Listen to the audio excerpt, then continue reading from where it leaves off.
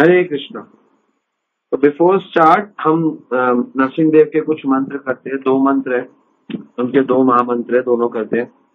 उर्गवीरम महाविष्णु ज्वलंतम सर्वतोमुखम नरसिंह भीष्म भद्राम मृत्युम मृत्युम नमामि हम।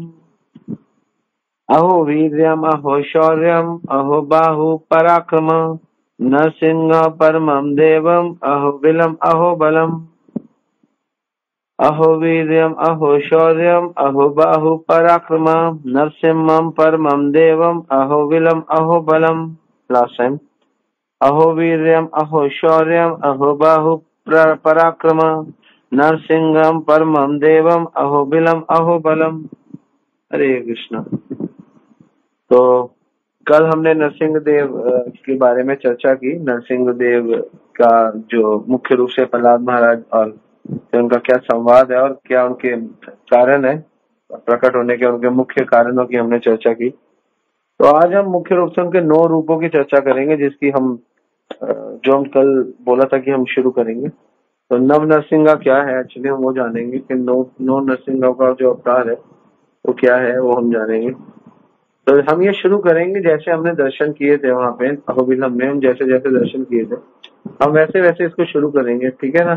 बिल्कुल उसी सीरीज में जाएंगे जैसे हमने दर्शन किए थे। स्पेशली जैसे कई लोगों ने हमारे साथ दर्शन किए, कई लोगों ने हमसे अलग भी किए थे, लेकिन अब उनके साथ जैसे हमारे साथ जिन्होंने किए थे उनके हिसाब से चर्चा करेंगे, ठीक है। तो हम जब नरसिंह देव के दर्शन करने के लिए गए अहोबिलम, तो वो स्थान बहुत ही रमणीय स्थान है। वहां पे एक चीज बहुत ही अद्भुत दिखी जो हमने अनुभव की। वहां पे बहुत शांति है, बहुत कम लोग रहते हैं और बिल्कुल एक प्रकार के जो लोग रहते भी है वो भी ऑलमोस्ट ट्राइब्स ही है, आदिवासी टाइप के लोग हैं, लेकिन थोड़े मॉडर्न आदिवासी। उनका रहन सहन खान पान आदिवासियों की तरह है, लेकिन थोड़े से मॉडर्न है, क्योंकि आदिवासियों की तरह कपड़ा नहीं पहनते। कपड़ा वो थोड़ा सा उसी टच का क्या कहते हैं तेलुगु टाइप में पहनते हैं, लेकिन भाषा शैली उनकी बहुत ही डिफरेंट है, क्योंकि उन लोगों को हिंदी नहीं आती, उन लोगों को इंग्लिश नहीं आती। तेलुगु भी आती है, लेकिन तेलुगु भी उनको टिपिकल तेलुगु आती है, जो स्टैंडर्ड तेलुगु है वो भी नहीं आती। गाँव की जो तेलुगु होती है ना, जैसे हमारे भी बहुत भाषाएं होती है, तो बड़े they more into like tribes actually, वो ट्राइब्स की तरह ही है। तो आप लोग वहाँ पे जाओगे तो, और उन लोगों का कोई व्यवसाय नहीं है, वो लोग ज्यादातर टोकरियां बनाते हैं, बांस की टोकरियां जो होती है वो वहाँ पे व्यवसाय है। और ज्यादातर लोग का खान पान भी थोड़ा सा सात्विक नहीं है, ठीक है। और ज्यादा कुछ काम वाम है नहीं वहाँ पे लोगों के पास, ठीक है ना। तो लेकिन हाँ कुछ कुछ दुकानें खुली हुई है, लेकिन बहुत ही कम आबादी है। आई थिंक 10,000 भी आबादी हो तो बहुत बड़ी बात है। 5-7 हजार का छोटा सा कस्बा है, गाँव भी नहीं कहेंगे, बहुत ही रिमोट एरिया है, बट स्टिल बहुत सुंदर स्थान है।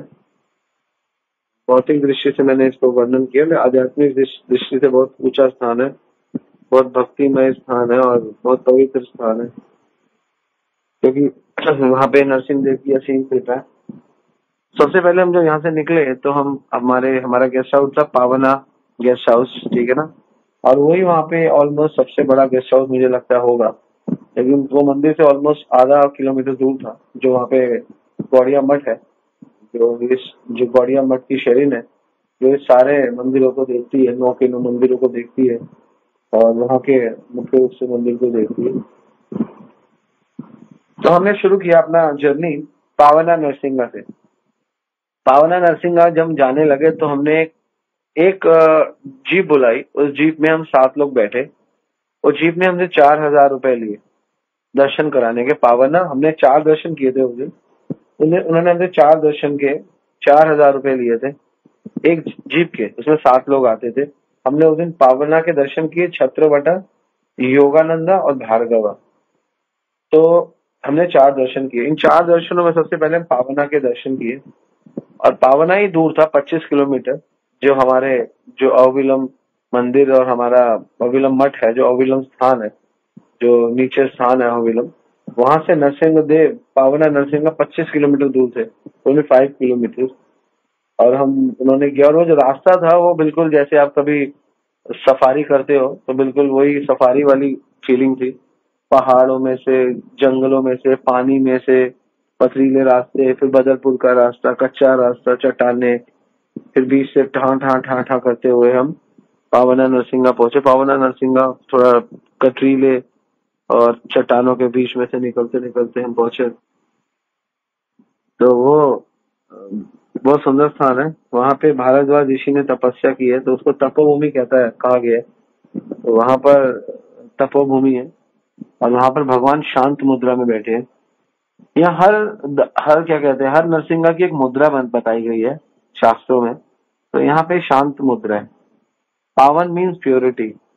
और वहां पर अगर हम जाते हैं तो we should pray for purity.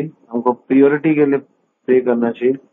पावना मीन्स कि हम कलयुग के पतित लोग हैं, हमको पावन होना है। पावना इसलिए तो वो पाप क्षय भगवान है। नरसिंगा भगवान है, वहां पे तपोभूमि है, भारद्वाज ऋषि सब जगह। एक्चुअली मैं आपको एक और बताऊं, पहले लोग यहाँ तक नहीं आते थे। पहले अहोबिलम से पहले 15 किलोमीटर एक जगह थी जिसका नाम था राम तीर्थम, ठीक है ना, जिसको कोई लोग राम तीर्थम कहते हैं, कोई कोई रामस्थली कहते हैं, लेकिन उसका जो असली नाम है वो इस समय वो है उथालाम्बा। उथालाम्बा। तो लोग उथालाम्बा तक आते थे और आगे 15 किलोमीटर अहोबिलम था। अहोबिलम में फिर आगे 4, 5, 6 किलोमीटर के रस्तों में ये है सारा। सिर्फ पावना नरसिंगा जो 20 किलोमीटर है, बाकी सारे नरसिंगा 4 से 5 किलोमीटर के अंदर है। एक पावना नरसिंगा दूर है। तो पहले लोग उथालाम्बा आते थे। उथालाम्बा वो स्थान है जहाँ हम गए थे, रामास्थली, रामा तीर्थम कहते हैं। वहां पे पार्वती जी का स्थान है, तो लोग वहीं पर आते थे। पार्वती जी ओरिजिनेट वहीं पे है। ओरिजिनेट पार्वती जो है, जो सबसे पहले धरातल पर पार्वती आई, वो उथालाम्बा पे ही आई। तो वो स्थान एक्चुअली शिवायत के लिए, जो शिव भक्त है उनके लिए बरसाना है। वहां पे पार्वती और उनका एक पुत्र है कार्तिकेय, और कार्तिकेय के लाइव दर्शन है पर्वत के अंदर। मतलब हमने उस पर्वत के दर्शन किए। पर्वत नहीं, मतलब रोड के ऊपर ही पर्वत है, वो छोटा सा, वो दर्शन पर्वत टाइप में है। तो उसके दर्शन किए। उनको सुब्रमण्यम स्वामी कहते हैं वहां पे, उथालाम्बा वो जगह है। और वो बरसाना है, राधा रानी का जैसे है तो पार्वती का। और अगर शिव पुराण पढ़ो तो उथालाम्बा की भी चर्चा है। This is a very sacred place actually, लोगों को पता नहीं है। और जब जब परशुराम वहां आए तो परशुराम ने देखा यहाँ तो माँ की और बेटे की भक्ति होती है, शिव जी की नहीं होती। तो उन्होंने सामने उथालाम्बा में ही सामने एक शिव जी ने शिवलिंग की स्थापना की। सॉरी, शिव जी ने नहीं, परशुराम जी ने शिवलिंग की स्थापना की। तो यहाँ की मान्यता है कि पिता अलग रहता है और माता और पुत्र अलग रहते हैं। तो उथालाम्बा तो वो वंडरफुल प्लेस। और कार्तिकेय, जिनको हम कार्तिकेय कहते हैं, उनका प्राकट्य स्थान है, ठीक है ना। जैसे धरातल पर लीला की, धरातल पर लीला की तो राधा रानी बरसाना आई। तो आपको पता होना चाहिए, आपसे कोई पूछे तो इस धरातल पर लीला तो होती रहती है। तो पार्वती जब आई सती के रूप में, कई बार आई ना धरातल, सबसे पहले कहाँ आई तो उथालामा, यहीं पर आई, आंध्र प्रदेश में। और उसी के 15 किलोमीटर आगे अहोबिलम है। मतलब अगर आप कहीं से आ रहे हो तो लोग वहीं पर एक जैसे हमारे गोवर्धन हिल है, वहां पे गोवर्धन हिल है, गोवर्धन हिल की तरह है। तो हिल के पीछे की तरफ जंगल है। और अब तो वहां पे लोग रहने लगे, क्योंकि अब तो अहोबिलम वहीं पर ही आ गई है। लेकिन आज से लगभग 400-500 साल पहले वहां लोग नहीं जाते थे। तो सबसे पहले भारद्वाज ऋषि गए, उन्होंने जाके पावना नरसिंगा और सब जगह इनको डिस्कवर किया। कई कई ऋषियों गए, जैसे हमारे छठ गोस्वामी आए, उन्होंने फिर भारद्वाज ऋषि, क्योंकि जंगल था, शेर थे, और इनके पास बहुत ही अच्छा भजन है, बहुत ही अच्छी भक्ति है, तो ये लोग डरते नहीं है। ये अपने तप से गए, इसलिए उस स्थान को तपोभूमि। और कहते हैं पावना नरसिंह जाने से आप के अंदर जितने भी पतित पावन है ना हम लोग, तो हमको पावन भगवान चाहिए, क्योंकि हम पावना नरसिंगा हमको जाना चाहिए। तो कई लोग तो घबरा गए। अगर वो ऐसा है पावना नरसिंह, आप अगर जा रहे हो, अब तो मैंने देखा जब हम 2018 में गए थे तो बहुत प्रॉब्लम थी, बहुत ज्यादा। अब तो थोड़ा बहुत उन्होंने रास्ता काटा है, क्योंकि चट्टानों में से हमारी गाड़ी एक साइड चलती थी। अब तो उन्होंने फिर भी चट्टान काटे हैं थोड़े से, तो गाड़ी 2 पहियों पे चल रही थी, 4 पहियों पे चल रही थी। जब 2018 में हम आए थे तो बिल्कुल मंदिर से 1 किलोमीटर पहले, पावना जब हम ऊपर जाते हैं 20-25 किलोमीटर, तो 2 किलोमीटर पहले रास्ता बहुत डर्टी था, बहुत खराब रास्ता था, पूरा पर्वत ही था। पर्वत में से ड्राइवर ने क्या किया था, पर्वत पे साइड में पट्टी, रोड पे नहीं, पर्वत के ऊपर तो टायर पंचर हो जाएगा, क्योंकि पर्वत की साइड कर देते थे वो। और पता नहीं क्या उनकी टेक्ट थी, उनको कैसे चलानी आती थी। उनके 2 टायर होते थे पर्वत के ऊपर, 2 टायर उस चट्टान के ऊपर, मतलब गाड़ी टेढ़ी चलती थी। हम लोग टेढ़े होके पकड़ के एक दूसरे पे चढ़े होते थे। लेकिन अभी भी हम जब गए तो एक चीज तो हमने नोट करी, लोग हिल रहे थे, कभी इधर हिल रहे, कभी उधर हिल रहे। तो पावना नरसिंगा। और यहाँ के नरसिंगा एक्चुअली, यहाँ पे नरसिंह देव को सन इन लॉ माना जाता है, कि यहाँ पे पावना में सन इन लॉ, क्योंकि यहाँ पे कुछ ट्राइब्स रहते हैं, कुछ ऑलमोस्ट हजारों सालों से यहाँ पे 40 से 50 परिवार ट्राइब्स के हैं। मेरे ख्याल से उससे कम ही होंगे। वो कह रहे थे 40-50 से, अब तो 20-30 परिवार रह गए, कम हो गए थोड़े ट्राइब्स, ठीक है ना। तो सिर्फ 20-30 ट्राइब्स रहते हैं। और वहां पे बहुत सालों पहले उनकी परंपरा है कि वो, क्योंकि ये स्वयंभू, ये नो के नो जो हमारे नरसिंह देव है, ये स्वयंभू है, अपने आप प्रकट हुए। तो वो लोगों के सामने ये मंदिर में ये प्रकट हुए स्वयंभू, तो ये लोग उनको पूछते तो थे अपने हिसाब से, और अपने हिसाब से। और इनके इनके जो पूर्वज थे उन्होंने बताया था कि भगवान नरसिंह यहाँ पे आए हैं, और उन्होंने हमारी ही एक बेटी हुई है हमारे कुल में, चंचू लक्ष्मी, उसका नाम वो लोग चंचू बोलते हैं उनको, हम लोग चंचू लक्ष्मी बोलते हैं। चंचू से नरसिंह ने विवाह किया, तो वहां के लोग अपना दामाद मानते हैं। और क्योंकि शेर है ना, तो वो लोग ट्राइब्स है, वो कहते हैं कि शेर मनुष्य के रूप में आया, तो हमारी चंचू के साथ विवाह हुआ, तो ये हमारा शेर जवाई है, शेर दामाद है। तो उनको कई बार वहां के ट्राइब्स मीट ऑफर करते हैं, बट अब तो वो श्री संप्रदाय के पास है टेम्पल में तो नहीं होता, लेकिन वो लोग मीट को वहां पे ऑफर करते हैं। उनकी एक पद्धति है वहां के ट्राइब्स की, आदिवासियों की, वहां के लोकल लोगों की। वो लोग भगवान को मीट ऑफर करते हैं, नरसिंह देव को, लेकिन वो हमारे लिए नहीं है। उनकी अपनी मान्यता है, वो भगवान को नरसिंह शेर समझते हैं, और शेर को मांस दिया जाता है, तो वो भावना से देते हैं। लेकिन हमको इसमें फर्क नहीं करना चाहिए कि हम लोग इस सोचने में पड़ जाए। तो ये पावना नरसिंह है, ये हमारे इस कलयुग में सबसे इम्पोर्टेंट भगवान है, क्योंकि कलयुग में सबसे ज्यादा लोग पतित है। पापी कम है, पतित ज्यादा है ना। अपराधी कम है, पतित ज्यादा है, सब पतित है। 100% लोग पतित है। पतित मतलब जिसको पता है कि नहीं करना फिर भी गलती करता है, तो पतित कहते हैं। तो इसलिए पतित भगवान है। तो हम यहाँ पे जो भी श्लोक लेंगे, जो भी भगवान का लेंगे, उसके साथ कोई ना कोई सुंदर श्लोक बोलेंगे। तो यहाँ पे हमने सोचा था श्रीमद् भागवतम के 7वें स्कंद के 9वें अध्याय का 23वां श्लोक है, वो पढ़ लेते एक बार।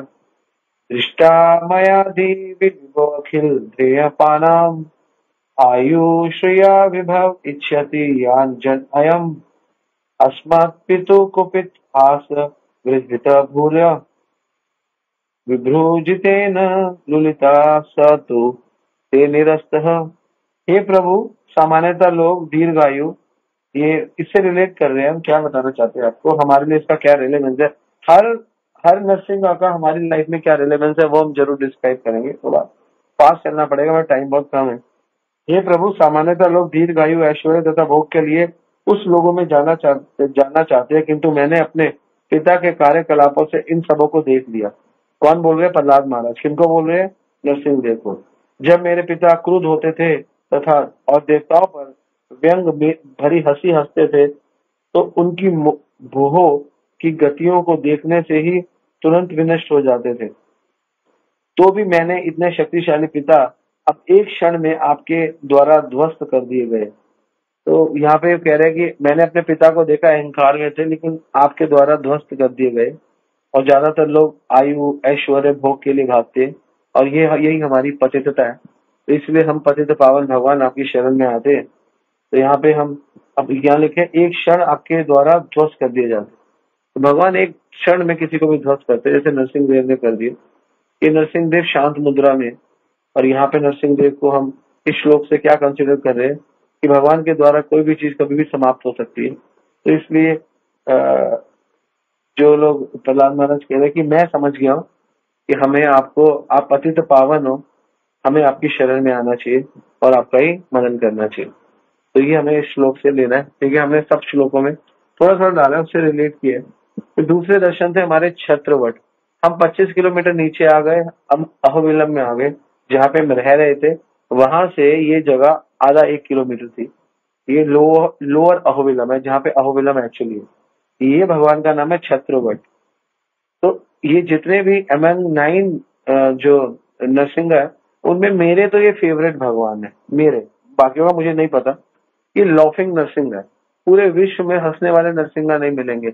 अगर आप इनको ढंग से देखो, हमने ढंग से देखा, इनके दांत दिखते हैं, इतने हंसने वाले।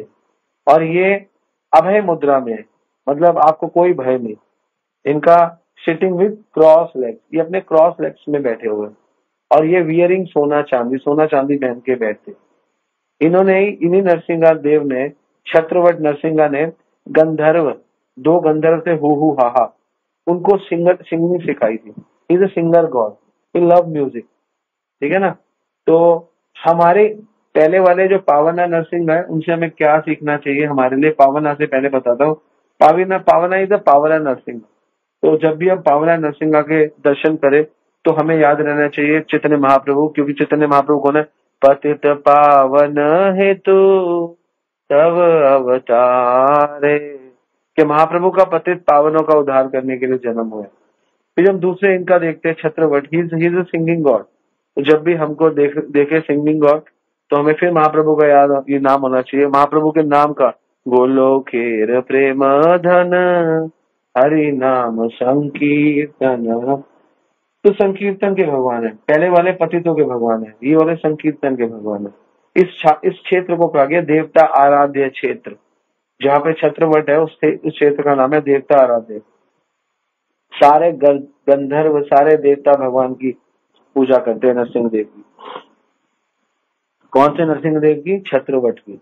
छत्रवट की सारे लोग करते हैं, क्योंकि छत्रवट क्या देते हैं? छत्रवट हमको स्किल्स देते हैं। तो स्किल्स के भगवान है।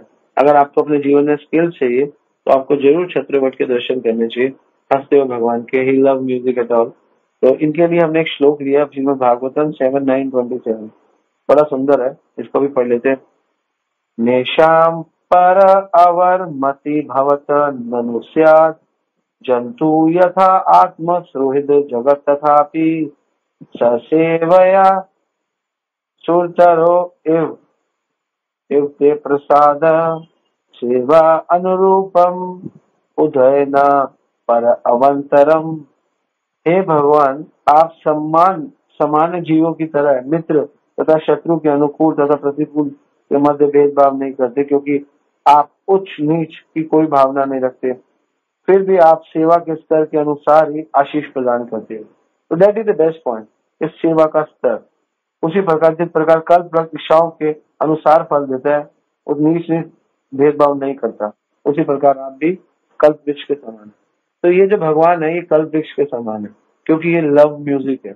इनको बहुत प्रेम है म्यूजिक से। Musical God, is a musical God.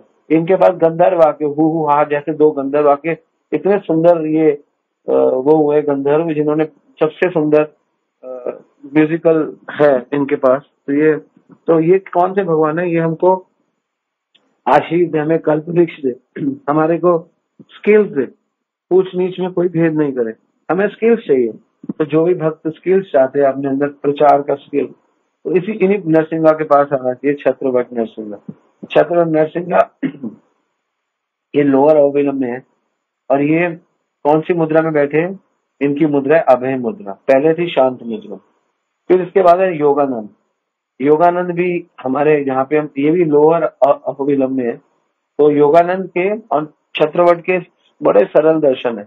आप निकलो, वो प्लेन रास्ता है, रिक्शा कर लो, रिक्शा तो होता नहीं है, यानी ऑटो होता है। हाँ, ऑटो कर लो, उनको बोलो छत्रवट योगानंद छोड़ दो। तो योगानंद है, वो भी लोअर अवबिलम में है, दूर नहीं है। तो यहाँ नरसिंह देव को योगानंद बोला गया। यहाँ नरसिंह देव ने आफ्टर किलिंग हिरण्यकश्यप को मारने के बाद प्रहलाद महाराज को योग पद्धति सिखाई। और योग पद्धति प्रहलाद महाराज को सिखा रहे थे, तो वहीं पे ब्रह्मा जी भी पहुंच गए, और ब्रह्मा जी ने भी योग पद्धति सीखी। और योग पद्धति से ब्रह्मा जी ने सृष्टि में बहुत हेल्प किया उनको, वो योग पद्धति जो उनसे सीखा। तो यहाँ पे योगानंदा हम सोचते हैं कि भगवान योगा कर रहे हैं। योगानंदा है कि भगवान योग में कैसे फिक्स होना चाहिए, कैसे हमें करना चाहिए, वो सिखा रहे हैं। तो इसके लिए हमने एक श्लोक लिया है श्रीमद् भागवतम से 7:9-30। इसमें भगवान बोले, एकम एकम त्वमेव जगत एतत् अविषयतः त्वम् आदि अनन्तो पृथक् अव्यसी मध्यश्च सृष्टा सृष्टा गुणा व्यक्तिं निजमाया इदम नाना इव ते अवसितः अनुप्रविष्ट। हे भगवान, अकेले आप ही आपको विराट जगत के रूप में प्रकट करते, आप ही करते। तो यहाँ पे योग योग जुड़ने, आप ही सब जानते हैं, सबके कारण है, क्योंकि आप सृष्टि के पूर्व विद्यमान है, संहार के बाद भी विद्यमान है, और आदि तथा अंत के बीच में आप ही पालक हो। आप प्रकृति के तीनों क्रिया प्रतिक्रिया के माध्यम से आपकी बहिरंगा शक्ति द्वारा किया जाता है। अतः भीतर तथा बाहर जो भी विद्यमान है वह केवल आप है। तो ये वाला है ज्ञान। ये ज्ञान का योगानंद है। तो यहाँ पे प्रहलाद महाराज कह रहे हैं कि आपसे ज्यादा ज्ञान किसी को नहीं है प्रभु, और आप ही ज्ञान दे सकते हैं। तो इसीलिए यहाँ पे योगानंद योग पद्धति में बैठे। यहाँ कौन सी मुद्रा है? पहले कौन सी मुद्रा थी? शांत मुद्रा। दूसरी मुद्रा थी अभय मुद्रा। यहाँ पे योग मुद्रा। तो यहाँ पे भगवान योग मुद्रा में, और योग मुद्रा में ट्रेनिंग दे रहे। ये है हमारे योगानंदा।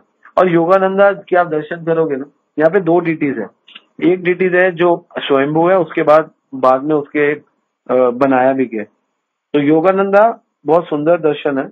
योगानंदा क्रॉस लेग करके बैठे, और बिल्कुल उनके जैसे हम दो हाथ में तो शंख और चक्र है, बाकी दो हाथों में उनके मुद्रा है। मुद्राएं समझते, जैसे हम जैसे मुद्रा में बैठते हैं, योगियों वाली मुद्रा में, तो वो ज्ञान को ट्रांसफॉर्म करते हैं। ठीक है ना? तो ये योगानंद है। तो यहाँ ये बैठे योग मुद्रा में। अब इसके बाद जो दर्शन है वो भार्गवा। भार्गवा एक्चुअली लोअर अवयव में ही है, लेकिन ये थोड़ी रिस्की है।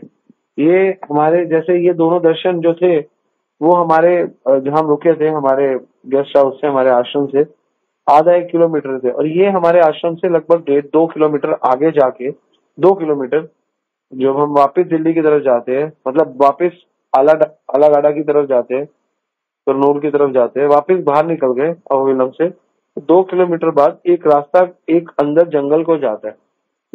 वो जंगल को लगभग अंदर 1.5 किलोमीटर का रास्ता है। Is a very risky way actually.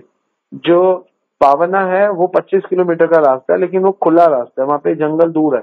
ये जंगल ही है। जैसे एक होता है जंगल में रास्ता, वो तो था पावना। जंगल के बीच में से रास्ता बना हुआ है, पूरा पूरा बीच में रोड बनी हुई है, जंगल के बीच में टूटी फूटी वो रोड। ये जंगल के बीच में रोड नहीं बनी, ये जंगल ही है। तो आपको कभी राइट पेड़ के बीच में से लेके जाना है, कभी लेफ्ट पेड़ के बीच में से, कभी सीधा, वहां पे कोई रास्ता नहीं बना हुआ। वो पेड़ों में से ही साइडों से गाड़ी वाड़ी जाती, बेशक वो भार्गवा तक है, लेकिन भार्गवा पहुंच जाओगे आप। तो भार्गवा नरसिंह, तो भार्गवा नरसिंह वाला एरिया सबसे सेंसिटिव एरिया जो मैंने पूछा। यहाँ पे 10 शेर है, 10 शेर, और वो एरिया मुश्किल से 5-7 किलोमीटर का। तो इट्स रिस्की एरिया एक्चुअली, क्योंकि 10 किलोमीटर में 5 शेर, 10 शेर बहुत ही रिस्की एरिया। तो वहां पर ही सबसे ज्यादा काम होते हैं, लेकिन किसी को पता नहीं था। हम चले तो गए वहां पे, तो वापस आए तो हमको बता रहा था, कह रहा है इट्स रिस्की एरिया, लेकिन आप ग्रुप में थे 100-150 तो कोई दिक्कत नहीं है। इसे टोटल रिस्की एरिया, वहां पे कोई नहीं जाता, केवल भक्त जाते हैं। और वहां पे पंडित जी भी ऊपर रहते हैं, तो किवाड़ बंद करके, क्योंकि शेर कभी भी आता रहता है वहां पे। वहां पे भी 4-5 ट्राइब फैमिली रहती है। मैं हैरान हो गया। तो कहते हैं वो ट्राइब फैमिली शेर को ही मार देती है। शेर उनसे डरता है। उनके पास ऐसे औजार है, शेर अगर उन पर अटैक करता है, मान लो अटैक करता है, तो वो ट्राइब फैमिलीज है वहां पे, 4 फैमिलीज है, 5 फैमिली, और उनके मुश्किल से किसी के मतलब एक फैमिली में 6-7 लोग होंगे, 30-35 लोग, लेकिन शेर उनसे डरते हैं। शेर आते नहीं है, शेरों को पता है। तो मैंने पूछा उनसे, प्रभु जी से जो वहां पे पंडित, कह रहे शेर इनसे डरता है, शेर इनसे घबराता है, शेर इनके पास नहीं आता। शेर कहीं भी आएगा इनके पास नहीं आएगा, क्योंकि इन्होंने 2-3 बार इन्हीं के फैमिली वालों ने 2-3 शेर मारे। इनको पता है हमारे शेरों को मार देते हैं। तो ये जैसे हम लोग अपनी फैमिली में बताते हैं कि आगे पीछे क्या हुआ, तो ये शेर भी अपनी फैमिली को अपनी भाषा में बता देते ऐसे ऐसे खतरनाक लोग है भाई। तो ऐसे ट्राइब्स है वो देयर ट्राइब्स है। तो वो लोग है। तो भार्गव नरसिंह तपोभूमि है। यहाँ पे वशिष्ठ मुनि ने, भार्गव मुनि ने, परशुराम जी ने, सबने तपस्या की। इसको अक्षय तीर्थ बोला गया, इसको पुष्कर तीर्थ बोला गया। इसको साउथ इंडिया का पुष्कर कहते हैं, उस पर्टिकुलर एरिया को भार्गव नरसिंह। यहाँ एक कुंड है, उसको अक्षय कुंड कहते हैं। यहाँ दान का कभी क्षय नहीं होता, और यहाँ पे पाप का जाते ही क्षय हो जाता है। कहता है कोई अगर भार्गवा नरसिंह चला गया, उसका जाते ही पाप का क्षय हो जाएगा। और यहाँ पे दान का कभी क्षय नहीं होता। इसलिए वहां पे जब हम गए, तो वहां पे प्रभु जी ने बोला कि हमें यहाँ पे इन्वर्टर चाहिए 20,000 रुपए का। तो हमने सब भक्तों को बोला यहाँ पे हमें दान देना चाहिए। तो हमने लगभग लगभग उतने पैसे इकट्ठे कर लिए, किसी ने 1000 रुपया, किसी ने 500 रुपया, किसी ने 2000 रुपया, ऐसे कर करके सब लोगों ने हमको 20,000 रुपये वहां पे इकट्ठे हो गए। तो फिर 20,000 रुपये हमने वहां पे भार्गवा नरसिंगा में सबको दान दिया, क्योंकि वहां पे दान का शेयर नहीं होता, वहां पे अक्षय कुंड भी है। और वहां पे अक्षय तृतीया के दिन जैसे हम लोग यहाँ पे दान करते हैं, तो पूरा का पूरा अहोबिलम इकट्ठा होता है, ठीक है ना। अहोबिलम की ऑलमोस्ट 85% जो आबादी है वो ट्राइब्स, 100% ट्राइब्स है। उन ट्राइब्स में भी 85% हिंदू है और 10% मुस्लिम है और 5% वहां पे क्रिश्चियन है। तो मैंने वहां पे पूछा कि आप लोग तो ऑटो वाले से हिंदू मुस्लिम, कह रहा हिंदू मुस्लिम है यहाँ पे, और कन्वर्जन नहीं है, पुराने हिंदू मुस्लिम ही है यहाँ पे। कह रहे हम 400-500 साल से है, जो भी है हमारे पूर्वज 300-400 साल से। तो ये वही लोग हैं जो ऊथा लांबा से वहां पे गए, क्योंकि जब ये शहर बस गया, लोग बसने लग गए, तो गवर्नमेंट ने वहां पे रोड बनाई, जमीनें बनाई, तो वहीं से ऊथा लांबा और नियर गांव के लोग यहाँ पे 500 साल से बस गए। तो इसमें 85% हिंदूज है और 10% मुस्लिम है, 5% क्रिश्चियन है। मैंने रेशो पूछा तो ये उन्होंने वहां का रेशो बताया। मान लो वहां पे अगर 8,000 आबादी है, तो लगभग 8,000 में 10% कम कर, 15% कम कर दो, 6800 जो लोग हैं वो हिंदू होंगे और 800 के करीब वहाँ पे मुस्लिम होंगे और 400-500 लोग क्रिश्चियन होंगे। तो वहाँ का जो रेशो, तो भार्गवा नरसिंगा और वो अक्षय, यहाँ पे भगवान अक्षय मुद्रा में बैठे। पहले कहाँ बैठे थे? शांत मुद्रा। उसके बाद कौन सी मुद्रा थी? अभय मुद्रा। फिर तीसरी मुद्रा कौन थी? योग मुद्रा। यहाँ पे अक्षय मुद्रा में बैठे, इसको अक्षय तीर्थ, पुष्कर तीर्थ भी कहते हैं। यहाँ विशिष्ट मुनि त्रेता युग में तपस्या करके गए, जो राम भगवान के कुल गुरु हुए वशिष्ठ जी, त्रेता युग में तपस्या की उन्होंने यहाँ पर। भार्गव मुनि ने यहाँ पे सत्युग में तपस्या की। परशुराम जी ने भी सत्युग में, त्रेता में यहाँ पे बहुत तपस्या की। तपोभूमि है यहाँ पे, बहुत तपस्या का फल है। तो इसलिए कहते हैं जो वहां पर आ जाता है, केवल आ जाए, जैसे गंगा में स्नान करने पे गंगा अपना काम करती है, लेकिन उस धरातल पर जहाँ पर ये शुरू होता है, ये आपका भार्गवा नरसिंगा, वहां पे सिर्फ चरण रखते ही, दंडवत करते ही आपके पाप क्षय हो जाते हैं। और वहां पर दान देना के बहुत महत्व है, इसलिए हम लोगों ने सबने दान दिया। वहां पे दान देने का बहुत बहुत महत्व है, ठीक है। तो ये that is called Bhargava Narasimha. फिर ये 4 नरसिंगा के बाद, ये 4 नरसिंगा एक ही मतलब एक तो हो गया 25 किलोमीटर दूर, और ये बाकी 3 नरसिंगा लोअर अहोबिलम में ही है, ज्यादा दूर नहीं है। हाँ ठीक है, 1.5-2 किलोमीटर दूर है भार्गवा, दो अंदर 1-1.5-3 किलोमीटर, लेकिन है वहीं पर। फिर हम जब अगले दिन गए, ये हमारा पहले दिन का टूर था, फिर अगले दिन हमने शुरू किया, तो हम अगले दिन गए करंजना। सबसे पहले हमने अपने यहाँ से ऑटो लिया, ऑटो ने लगभग हमें 7 किलोमीटर आगे छोड़ा, 7 या 8 किलोमीटर आगे छोड़ा। एक जगह आती है जहाँ से चढ़ाई ऊपर शुरू होती है ज्वाला नरसिंगा की, उससे 1 किलोमीटर पहले करंजना नरसिंह है। करंजना नरसिंगा 1 किलोमीटर पहले अपर अहोबिलम की चढ़ाई से। कई लोगों ने नहीं किए दर्शन, बाद में किए जिनको हमने बताया। तो करंजना नरसिंगा एक करंजन ट्री है, करंजन ट्री के नीचे बने हुए। तो ये जो भगवान है, इनके सिर के ऊपर कोबरा है। Is the only Narasimha who is having cobra on his head, उनके सिर पे कोबरा है। तो ये ध्यान मुद्रा में है, ठीक है ना। ये ध्यान मुद्रा में है, पहले शांत मुद्रा में थे, फिर कौन से थे? अभय मुद्रा में, फिर योग मुद्रा में, फिर अक्षय मुद्रा में, और ये ध्यान मुद्रा में। और यहाँ पे दुर्वासा ऋषि ने, एक गोविला नाम का एक ऋषि थे, उनको श्राप दिया था कि तुम्हारा सारा ज्ञान खत्म हो जाए, तुम्हारा जो तुम्हारे पास ज्ञान है ना खत्म हो जाए। क्योंकि उनको गोविला को लगा, दुर्वासा मुनि को लगा गोविला को अपने ज्ञान पे बहुत ही घमंड है, उन्होंने उनको श्राप दिया तुम्हारा ज्ञान खत्म हो जाए। अब ज्ञान खत्म हो गया, उनको सब भूल गए, लेकिन उनको एक ज्ञान खत्म हो जाए ये तो बोल दिया, लेकिन उनको एक आशीर्वाद दिया कि तुमको मंत्रराज, नरसिंगा को मंत्रराज बोलते हैं, जैसे हमारा है महामंत्र, तो नरसिंगा का मंत्रराज कहते हैं। उन्होंने नरसिंगा का मंत्र राज किया, नरसिंगा को मंत्र राज करके नरसिम्हा देव प्रसन्न हुए, और नरसिम्हा देव ने उनको ज्ञान वापस कर दिया। और जो उनका अहंकार का ज्ञान के पीछे, एक्चुअली दुर्वासा मुनि को उनके ज्ञान से प्रॉब्लम नहीं थी, ज्ञान के पीछे के अहंकार से प्रॉब्लम थी, इसलिए उनको वहां पे श्राप दिया कि तुम्हारा ज्ञान चला जाए। तो दोबारा से इन्होंने मंत्रराज किया, मंत्र किया, और ही देन ही अगेन लर्न, मतलब by the mercy of the Lord he learn everything, सब कुछ याद हो गया उनको, सब कुछ सीख लिया। Free from all curse just because of the mantra, तो मंत्रा करने से उनका सारा पाप चला गया, नरसिंह देव प्रकट हो गए और उनके सारे के सारे जीवन जो अंधकार का जीवन था सब सही हो गया। तो यहाँ नरसिंह देव हम लोगों के लिए क्या है कि मंत्र से ज्ञान आता है, तो प्रूफ कर दिया भगवान ने कि मंत्र करना चाहिए, मंत्र से ही मंत्र राज। तो मैंने बताया नहीं, मैं भूल गया, सारे दोबारा बताता हूँ। पहले वाले नरसिंहा से हमको क्या सीखना चाहिए? पतित पावन। दूसरे नरसिंहा से हमें कीर्तन। तीसरे योगानंदा से ज्ञान, के ज्ञान लेना चाहिए, योगानंदा ज्ञान दे रहे। अक्षय, अक्षय थे परशुराम, तपस्या, तो हम लोगों को तपस्या करनी चाहिए। भक्तों, हमारी भक्तों की तपस्या क्या है? भक्तों की तपस्या वैष्णव की सेवा करना, गुरु की सेवा करना, प्रीचिंग करना। तो चौथे वाले भार्गवा नरसिंह से प्रीचिंग लेनी चाहिए। और योगानंदा से हमें ये लेना चाहिए कि will have to learn Gita Bhagavat, हमें गीता भागवत पढ़ना चाहिए, हमें अपने हिसाब से काम करना है। और दूसरे वाले से लेना चाहिए छत्रवर्ष से कि हमें संकीर्तन करना चाहिए, वहा जैसों को स्किल चाहिए हमको। और पहले से लेना चाहिए पतित पावन, आप पतित पावन हम पे कृपा करो, कृपा लेनी चाहिए। तो ठीक है, ये हो गया। अब हमने इनसे क्या लेना चाहिए? करंजना से। करंजना से हमें एक चीज सीखनी चाहिए कि हमें अगर, अब हम सोचते हैं हमको बहुत कुछ, हम बड़े स्कॉलर्स हो गए, तो हमें ये समझना चाहिए, मैं हमेशा बोलता हूँ जब हम भगवान का मंत्र करते हैं तो मंत्र सफाई करता है, तो मंत्र सफाई करता है, तो उस सफाई से क्या होगा? जैसे जैसे यहाँ पे क्या कहते हैं इन्होंने, इसका क्या नाम था, ये इनका, ये गोविला, गोविला को अहंकार हुआ, लेकिन भगवान ने इनको मंत्र दिया, मंत्र राज्य दिया, उन्होंने मंत्र किया, मंत्र करने से क्या हुआ? सफाई हुई, और फिर जो ज्ञान आया वो रुक गया। तो ज्ञान को रोकना पड़ता है, नहीं तो ज्ञान ऐसा ज्ञान है कि भाग जाएगा।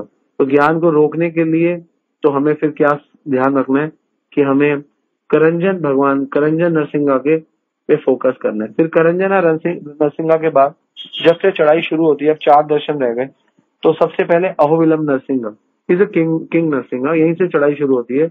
ये अपर अहोबिलम की पहली यात्रा का पहला जब हम ऊपर करते हैं यात्रा, जो चढ़ाइयां हैं, तो पहली शुरू होती है अहोबिलम नरसिंहा।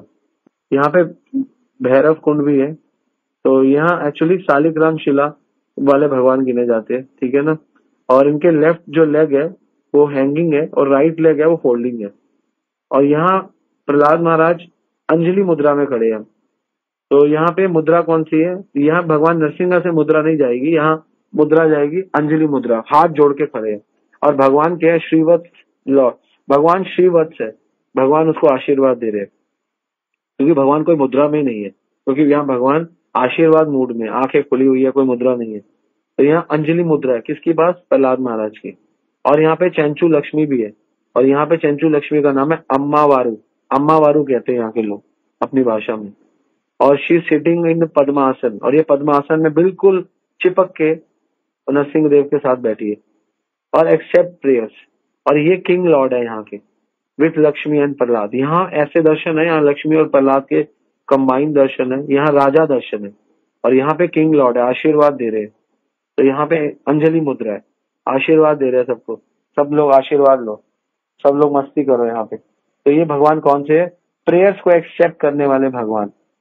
जनरली भगवान यहाँ प्रेयर्स, इसलिए सारे लोग यहाँ पे बहुत आते हैं भगवान की प्रेयर्स करने, भगवान क्योंकि यहाँ प्रेयर्स को एक्सेप्ट करते हैं। और हमारे पास कितनी प्रेयर्स होती है, हमें ये चाहिए। तो इसके लिए हमने श्लोक लिया श्रीमद् भागवतम के 7-10-10। ओम नमो भगवते तुम्भ्यो पुरुषाय महात्मने, हाँ, ओम नमो भगवते तुम्भ्यो पुरुषाय महात्मने, हरय अद्भुत सिंहाय ब्राह्मणय परमात्मने। हे छठ ऐश्वर्य प्रभु, हे परम पुरुष, हे परमात्मा, हे समस्त दुखों के विनाशक, हे अद्भुत नरसिंह रूप, मैं परम पुरुष, मैं आपको सादर नमस्कार करता हूँ। क्योंकि यहाँ पे अंजलि मुद्रा है तो प्रणाम। तो यहाँ पे प्रहलाद महाराज कह रहे हैं मैं आपको प्रणाम करता हूँ। क्या बोल रहे? ओम नमो भगवते तुम्भ्य पुरुषाय महात्मनः, हरय अद्भुत सिंहाय ब्रह्मणे परमात्मने। बहुत सुंदर है ये भी। तो यहाँ से फिर हम शुरू करते हैं किंग लॉर्ड, इनको अहोबिलम नरसिंहा कहते हैं, इनका नाम ही अहोबिलम। यहाँ से आपका पहला दर्शन शुरू हुआ। वैसे करंजन ही मान के चलते हैं कई लोग कि अपर अहोबिलम करंजन से शुरू हो जाता है, लेकिन करंजन 1 किलोमीटर पहले है अहोबिलम से, लोअर अहोबिलम का एंड है और अपर अहोबिलम का शुरुआत है। तो इनको आप बीच में ले सकते हैं। फिर उसके बाद हम जैसे शुरू करते हैं तो 1 किलोमीटर हमारी यात्रा पूरी होती है तो वरा नरसिंह आते हैं, वरा कुंड। यहाँ पे भगवान सिद्ध मुद्रा में, पीछे क्या आती है अंजलि, सिद्ध सिद्ध मुद्रा। यहाँ एक्चुअली यहाँ एक ही भगवान के अंदर 3 डिफरेंट डिफरेंट वो है, क्योंकि मुंह तो है वरा का, ठीक है ना, और टेल जो है, टेल वो लॉयन की तरह, शरीर लॉयन की तरह, लेकिन जो ह्यूमन बॉडी है 2 हाथों के साथ वो फिर प्रकट कर रहा है। जैसे नरसिंहदेव ह्यूमन नर और सिंह है, या नर वरा सिंह है, तो इनको क्रोधा वरा नरसिंह भी कहते हैं, ठीक है ना। तो यहाँ पे क्रोधा नरसिंह कहते हैं यहाँ पे और ये यहाँ पे एक्चुअली ये वरा नरसिंह वही थे जिन्होंने पहले हिरण्यकशिपु के भाई को मारा था। तो इस जगह को सिद्ध मुद्रा में है और इस जगह को सिद्धा क्षेत्र कहते हैं, सिद्धा क्षेत्र। और यहाँ पे कहते हैं जो भी व्यक्ति आता है, क्योंकि वहाँ के लोकल लोग जब यहाँ आते हैं तो कहते हैं यहाँ पे कुछ भी मांगने से मनोकामना पूरी होती है, क्योंकि ये सिद्धा क्षेत्र है, सिद्ध क्षेत्र। नरसिंहदेव सब मनोकामनाएं पूरी करते हैं, तो दैट इज सिद्ध क्षेत्र। फिर उसके बाद हम चढ़ाई चढ़ते हैं लगभग 1-1.5 किलोमीटर और ऊपर। हम बड़ी सीढ़ियां चढ़े थे यहाँ तक, लेकिन ज्यादा नहीं, थोड़ी सी। तो कई लोग क्या करते हैं, वरा नरसिंह के बाद वरा नरसिंह दर्शन करते हैं, फिर सीधा चले जाते हैं ज्वाला नरसिंह। लेकिन हमने ऐसा नहीं किया था, हम मलोला गए थे। हमसे थोड़ी गलती हुई वैसे तो, हम ये कहेंगे, क्योंकि ये सीढ़ी का रास्ता है और यहाँ से एक रास्ता और कटता है, वो पत्थर का रास्ता है।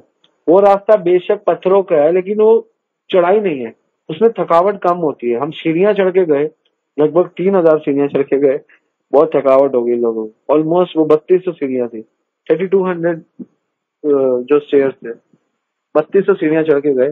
काफी लोगों की तो हवा टाइट हो गई, कई माताएं थी, बेचारी बेचारी तो नहीं कहूंगा, but they are little heavy और ऑल दिस स्टफ, उनको बहुत चलने में दिक्कत हुआ। लेकिन हम ऐसा कर सकते थे कि हम इसको थोड़ा रास्ता बदल सकते थे, लेकिन हम लोगों ने नहीं बदला समहाउ। एनीवे, तो वहां से फिर दर्शन आता है मलोला नरसिंह।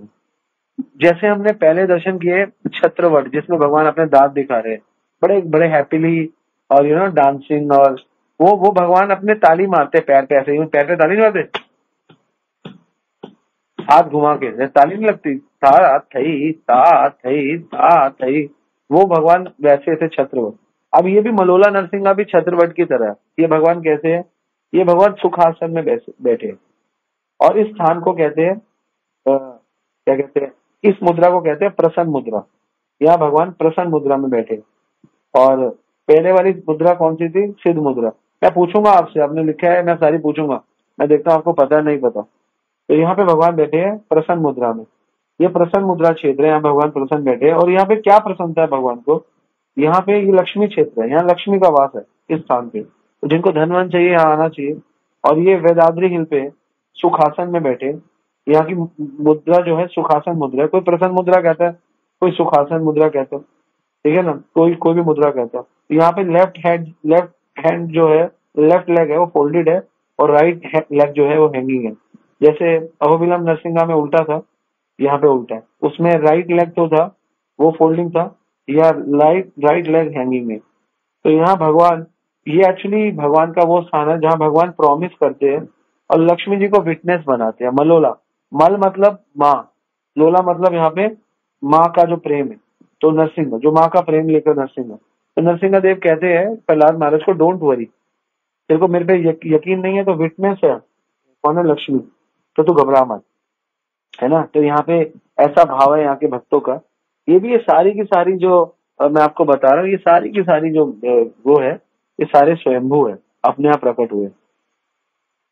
तो यहाँ पे लक्ष्मी क्षेत्र है, पीछे जो था वरा सिद्ध क्षेत्र था, है ना, और ये लक्ष्मी क्षेत्र है। और उससे पहले हमने कई कई क्षेत्र भी बताए, तो कई कई मुद्राएं बताई। तो यहाँ पे सुखासन मुद्रा है, प्रसन्न मुद्रा। यहाँ पे नरसिंहदेव प्रॉमिस करते हैं अपने भक्तों को कि वो भगवान कहते हैं ना अर्जुन को, कौनते प्रति जानी में नाम भक्त प्रचयति। तो बिल्कुल वैसा क्षेत्र है कि नरसिंह कहते हैं कि प्रहलाद प्रति जानी ही नाम भक्त प्रचयति। तो this is equal to the same place. यहाँ पे नरसिंहदेव कमिटमेंट कर रहे हैं कि डोंट वरी प्रहलाद, मैं सबका टेक केयर करूंगा। तो ये स्थान है। फिर इसके बाद फिर हम जाएंगे तो मलोला से एक रास्ता करता है नीचे, वो जगह बहुत सुंदर है, मेरी फेवरेट। ये नो नरसिंह एक जगह और वो क्षेत्र एक जगह, वो है प्रहलाद पाठशाला। प्रहलाद महाराज को जहाँ पाठशाला, वो लगभग 1 किलोमीटर नीचे जाके नीचे ऊपर करते करते नीचे ऊपर 1 किलोमीटर का रास्ता है। बहुत सुंदर पार्क है, बहुत सुंदर। एक एक पहाड़ों में, एक पहाड़, एक्चुअली पहाड़ होते हैं, पहाड़ों में मैदान होना बहुत डिफिकल्ट है। वो पहाड़ के अंदर एक मैदान है। जिन्होंने वो दर्शन किए ना, वो तो दर्शन मैं चाहता हूँ अगर किसी के पास है तो यहाँ पे डाल दो वो दर्शन, सबको दिखाओ उसके दर्शन। इफ समबडी हैव दैट दर्शन, और जो यहाँ पे होस्ट कौन है, आई वांट कि आप वो दर्शन करो। बहुत सुंदर दर्शन है। कनुप्रिया नहीं, सुंदर निताई नहीं। किसी के पास फोटो है तो डाले सुंदर निताई को, सुंदर निताई वो डालेगा। डिवाइन दर्शन, तो ऊपर से उसका वीडियो बनाया, लेकिन वीडियो तो जाएगा नहीं। उस स्थान के ऊपर से, वो प्ले ग्राउंड है, आप देखोगे अद्भुत है वो, अद्भुत। If somebody has, please give it to Sundar Nitai प्रभु।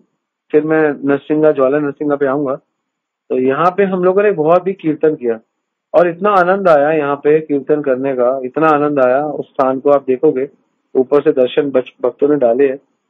मैं चेक करता हूँ, अगर मेरे पास है तो मैं आपको डालता हूँ। आई थिंक मेरे को ढूंढना पड़ेगा। I am taking class, otherwise तो मैं डालता। तो में डाले इन्होंने, बहुत सुंदर दर्शन थे। एक मिनट होल्ड करो।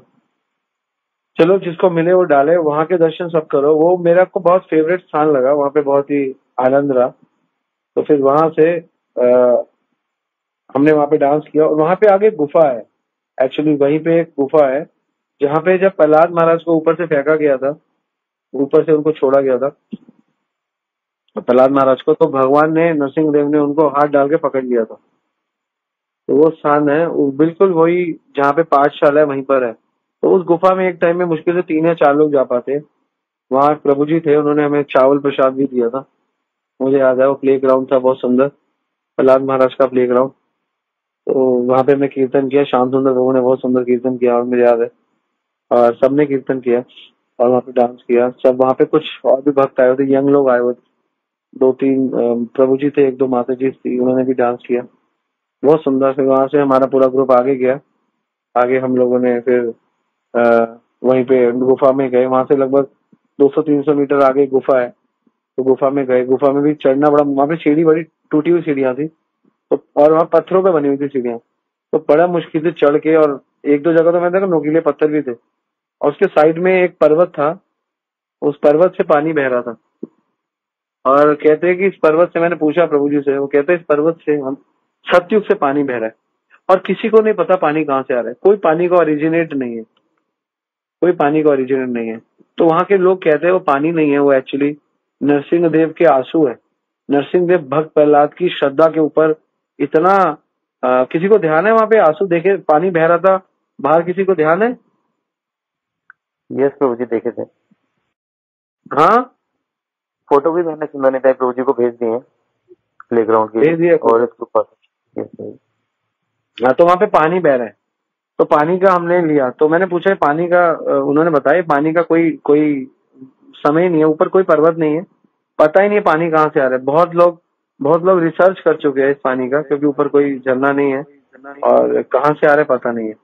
तो बिल्कुल, और यहाँ पे जो विभाग वाले आते हैं वो यहाँ पर आकर जो कौन से विभाग कहते हैं जो चेक करता है, वो कहते हैं कि हमको समझ में नहीं आ रहा कि ये यहाँ पे इतनी चीजें अद्भुत है, वो कह के चलेगा यहाँ पे हम कुछ नहीं बता पा रहे, कितनी चीजें अद्भुत है, हमको कुछ समझ नहीं आ रहा। वो लोग भी हैरान हो गए। फिर यहाँ से फिर हम वापस दोबारा मलोला नरसिंगा गए, क्योंकि रास्ता वहीं से कटता है। दोबारा गए, फिर वहां से हमने सीढ़ियां चढ़ी, और वो सीढ़ियां बड़ी खतरनाक थी। लगभग वहीं से मलोला से ही 2500 सीढ़ियां। अभी तक तो 1000 सीढ़ी चढ़े होंगे हम नुमेरा से और सब मिला के। लेकिन फिर जब मलोला से हमने सीढ़ियां चढ़नी शुरू करी, तो वहां से लोग थक गए। 2500-3000 हजार, लगभग 2700 सीढ़ियां हैं। किसी को हमने बताया नहीं था, लेकिन लोग चढ़ते नहीं। लेकिन 2700 सीढ़ियां चढ़ के फिर ज्वाला नरसिंगा हम पहुंचते हैं। Jwala Narsinga is higher elevation on the top. हाँ, ये एरिया, हाँ ये फोटो देखिए ना, ये एरिया वो प्ले ग्राउंड है पर्वत के बीच में। This is a play ground actually. एक दो और फोटो दिखाओ, सबको सबको वहां के दर्शन कराओ। ये सब फोटो है, ये देखो, ये प्ले ग्राउंड है। यहाँ पे मेरे से एक गलती हो गई, यहाँ पे एक जगह श्लोक लिखे हुए। मैं तो लास्ट टाइम गया था, देखे थे, इस टाइम भी देखा, लेकिन भगदड़ में मैं सबको दिखाना भूल गया। एक यहाँ पे एक छोटा सा पर्वत है, पर्वत नहीं है मतलब चट्टान है, उसके ऊपर श्लोक लिखे हुए संस्कृत के, वेदों के कुछ श्लोक लिखे हुए। तो ये सीढ़ी चढ़ रहे हैं, आप देख रहे हो, इसकी एक सीढ़ी बड़ी टूटी हुई है। ये गुफा के से पहले की सीढ़ी है। यहाँ पे चढ़ना ही बड़ा मुश्किल था, क्योंकि आपको दिख तो रही है सीढ़ी, लेकिन ये दो इससे पहले भी 4 सीढ़ी है, जो कि सीढ़ी है ही नहीं, वो पत्थर है। पत्थर पे चढ़ के फिर सीढ़ी पे पहुंचते हैं। 4 सीढ़ी में पत्थर है, पत्थर पे चढ़ के सीढ़ी पे पहुंच के, और ये देख रहे हो इनके अंदर गुफा है। ठीक है ना, गुफा के अंदर तो फोटो नहीं लेने दी। जैसे इनका लेफ्ट हैंड है ना, यहाँ पे सब लोगों ने, ये जो राजन प्रभु ने लेफ्ट हैंड पकड़ा हुआ है, उस साइड पे राइट हैंड पे पानी निकल रहा है। मतलब जो एक इस तरफ पर्वत है, ऊपर चल के राइट साइड पे, वहां पे पर्वत से पानी निकल रहा है। तो ये था पूरा का पूरा यहाँ का। तो यहाँ से फिर हम वापस आते हैं, अब दोबारा मलोला नरसिंगा जाते हैं, और मलोला नरसिंगा से फिर हम ज्वाला नरसिंगा के लिए निकलते हैं। और ज्वाला नरसिंगा यहाँ पे जो पर्वत है, यहाँ पे किसी ने लिया फोटो, यहाँ पे वेदों का कुछ कुछ श्लोक लिखे हुए हैं। तो पाठशाला में जब पढ़ाते थे, तो यहाँ पे कुछ श्लोकों का भी बारे में लिखा है। तो फिर यहाँ से लगभग यहाँ से जो है लगभग 3 किलोमीटर ज्वाला नरसिंगा है। और जो चढ़ाई है ऑलमोस्ट बहुत जबरदस्त चढ़ाई है। इट्स वेरी, ये तो नहीं कहेंगे डिफिकल्ट चढ़ाई, बट बहुत ज्यादा चढ़ाई है। ये श्लोक श्लोक लिखा हुआ है इस पर्वत पे, दिखाओ ये जरा। हाँ ये देखो, ये देखो दिख गया है। मैंने तो लास्ट टाइम देखा था ये, इस बार लेकिन अच्छा है किसी ने देख के लिखा। ये श्लोक लिखा हुआ है, ये कौन सी भाषा थी अभी तक पता नहीं है, क्योंकि उस समय क्या भाषा थी पता नहीं। लेकिन ये तेलुगु नहीं है, मैंने तेलुगु से पूछा था। ये क्योंकि ये सतयुग की भाषा थी, सतयुग में लिखा था कुछ, तो ये सतयुग में ऐसी भाषा थी। ये संस्कृत नहीं है, ये तेलुगु नहीं है, ये उस समय की भाषा का कुछ है। तो ये लोग, ये ऐसी भाषा जो आज तक किसी के पास नहीं है, ये श्लोक लिखे हुए। एनीवे, फिर वहां से हम लगभग अपर अविलंब में हम पहुंच जाते हैं। यहीं पे देखो ये नाच नाच रहा है ना, ये क्या नाम है हमारा, नटखट और राजन प्रभु, ये सब नाचे वहां पे, बहुत नाचे हम। पूरा मैदान है। अब देखो यहाँ इतना सुंदर था, पहाड़ों के बीच में मैदान, यहाँ पे प्रहलाद महाराज खेलते थे। फिर दोबारा ऊपर गए, ये रास्ता मलोला नरसिंगा से करता है। फिर हम इसके बाद यहाँ से ज्वाला नरसिंगा की तरफ जाते हैं। ज्वाला नरसिंगा जो है वो बहुत ही यहाँ पे गरुड़ पीठ भी बोलते हैं, वहां पे गरुड़ पीठ है, तो वहां पे उसको अष्टभुजा नरसिंगा बोलते हैं। ज्वाला नरसिंगा की 8 भुजाएं हैं। ज्यादातर नरसिंगा की आपको 4 भुजाएं मिलेंगी, ज्वाला नरसिंगा ही ऐसे है जिनकी अष्टभुजा है। अष्टभुजा में क्या कर रहे हैं, 2 भुजाओं में शंख और चक्र है, 2 भुजाओं से क्या कहते हैं पेट फाड़ रहे हैं नरसिंह देव का, और 2 भुजाओं से नरसिंह देव के ही फटे हुए पेट की जो अंतड़ी है उससे माला पहन रहे। कितनी हो गई, 6 भुजाएं। और 2 भुजाओं से आशीर्वाद दे रहे हैं प्रहलाद महाराज को। तो ये जो भगवान का जो ये नरसिंगा, ज्वाला नरसिंगा का जो दर्शन है, ये ज्वाला नरसिंगा एक्चुअली 8 भुजाओं के साथ हिरण्यकशिपु को जो मारते हैं, हिरण्यकशिपु का जो कहते हैं ना, वो क्रोधित भगवान है। उर्ग है ना, उर्ग वीनम महा, ये उर्ग वीनम है बहुत ज्यादा। तो यहाँ पे उर्ग नरसिंगा की एक क्वालिटी बताई गई है। उर्ग नरसिंगा की सेवा, ये जो ज्वाला नरसिंगा की सेवा कभी भी किसी ऑर्डिनरी व्यक्ति को नहीं करनी चाहिए। हो सके तो नैष्टिक ब्रह्मचारी हो। कोई कोई गलती हो जाती है तो, क्योंकि ये जब भी कोई व्यक्ति क्रोध में होता है ना, तो क्रोध में आप किसी से पंगा मत लो, क्योंकि ये भगवान क्रोध में है। तो क्रोध में पंगा लोगे तो दिक्कत हो जाएगी। तो लक्ष्मी जी भी डरती है, ठीक है ना, ब्रह्मा जी भी डरते हैं। ब्रह्मा जी ने जब ये दर्शन किए, ब्रह्मा जी घबरा गए, और ब्रह्मा जी के हाथ से वेद गिर गए, नीचे गिर गए हाथ से। केवल वहां पे कौन जा सकता है, केवल प्रहलाद जैसे सुंदर भक्त। तो जिनके अंदर सुंदर भक्ति है, जिनके अंदर ब्रह्मचार्य है, जिनके अंदर सेवा भावना है, इसलिए जब हमारे श्रील प्रभुपाद ने इनॉग्रेशन किया ये मंदिर का, तो उन्होंने बोला उर्ग नरसिंगा लाओ, उर्ग नरसिंगा। क्यों, उन्होंने बोला हमारी प्रीचिंग मूवमेंट है, हमें बहुत दिक्कत आने वाली है, हमें उर्ग नरसिंगा चाहिए, उर्ग नरसिंगा हमें बचाएंगे। उर्ग नरसिंगा मतलब, और फिर जब ये नरसिंगा आए तो उन्होंने बोला इनकी सेवा भी वही व्यक्ति करेगा। तो उन्होंने फिर मतलब प्रभुपाद जी ने बोला कि तुम इनकी सेवा करो। क्या नाम था उनका, 2 भाइयों का, उनको प्रभुपाद जी ने बोला कि आप इनकी सेवा करो। वो घबरा गए कि हम कैसे कर सकते हैं।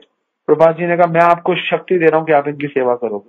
वो आजीवन ब्रह्मचारी रहे दोनों भाई, फॉरनर्स है, अमेरिकन है, I forget the name actually, एक तो अभी भी डाइड हुए।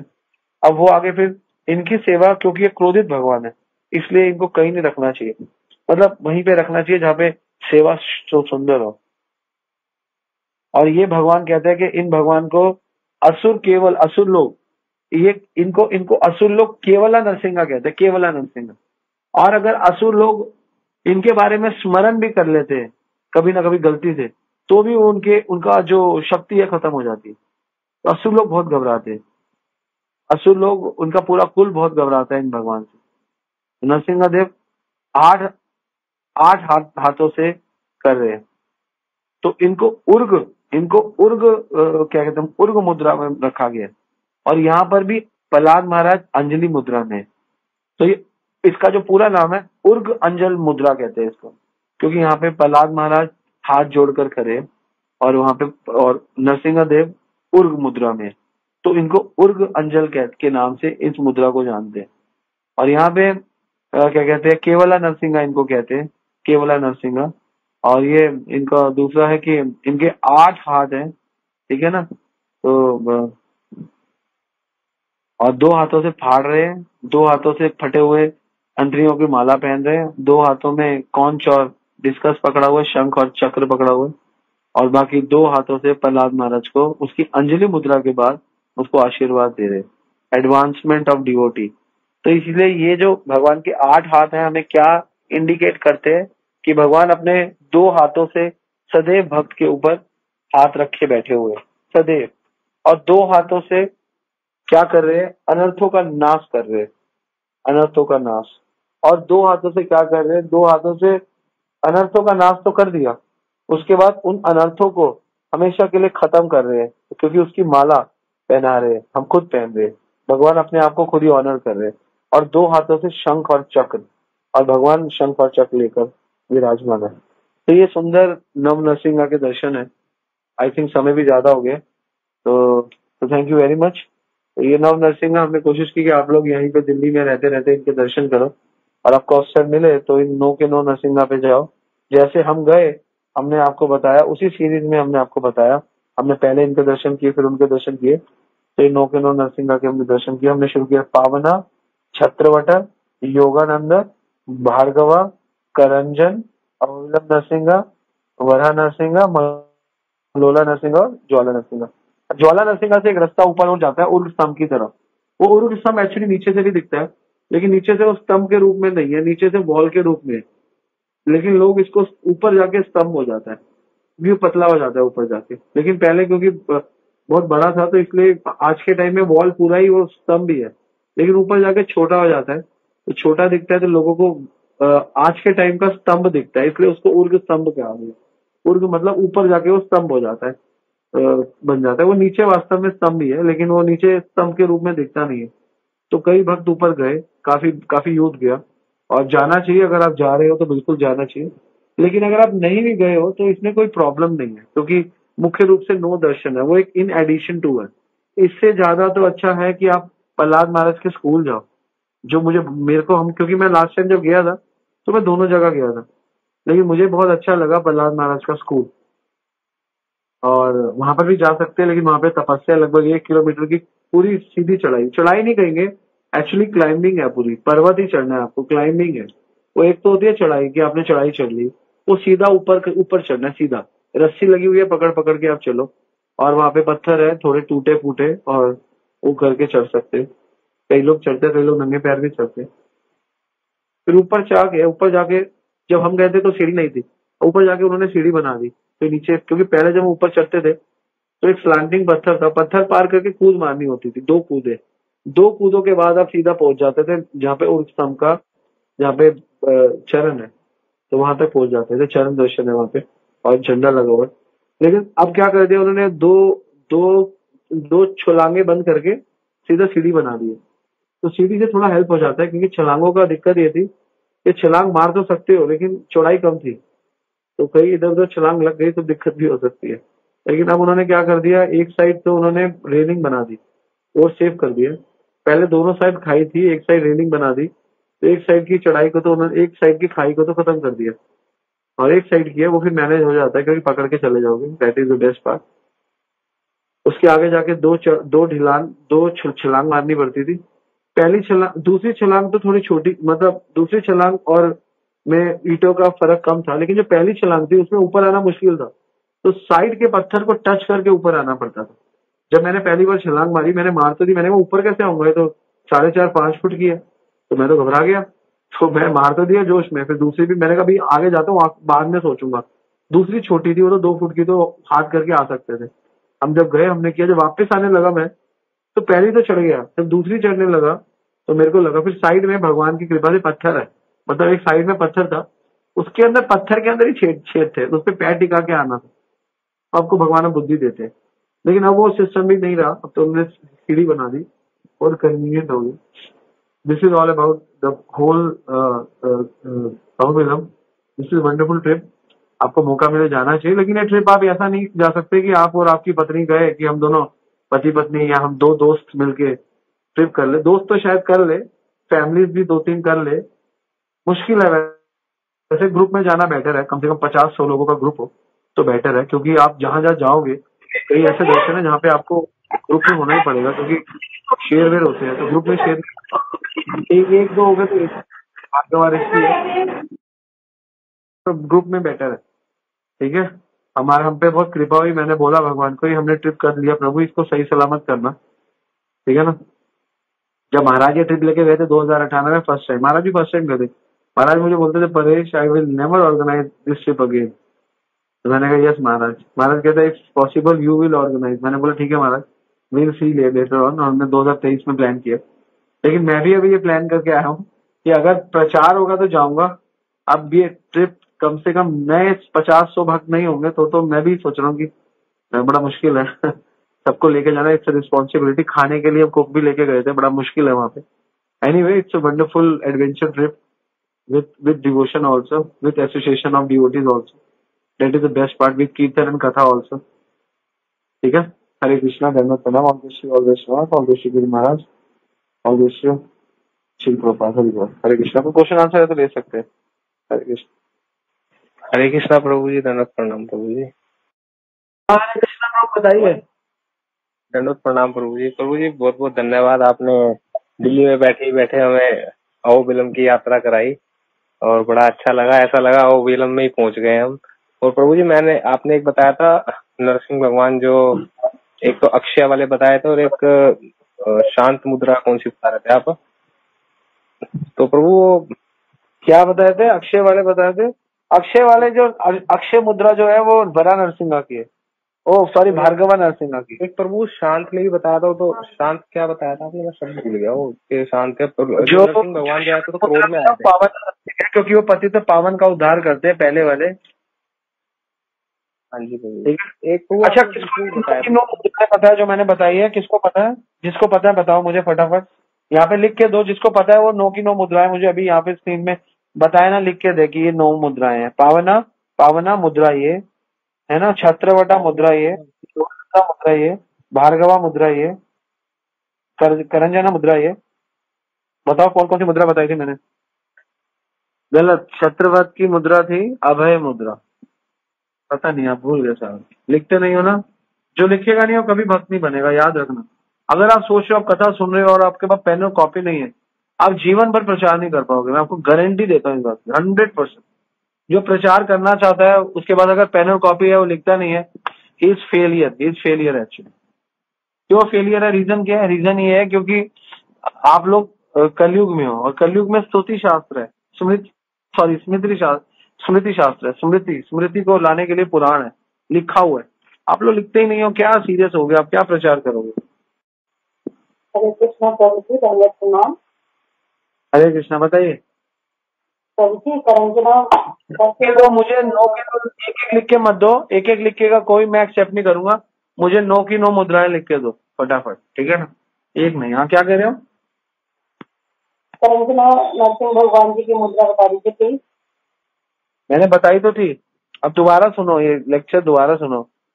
अभी दोबारा सुनो, क्या मुद्राएं थी मुझे नहीं पता, अब दोबारा सुनो। इसी बहाने आपको 2 बार सुनने का अवसर मिलेगा, आपको याद रहेगा। 9 नरसिंहाओं की 9 मुद्राएं थी, ठीक है ना?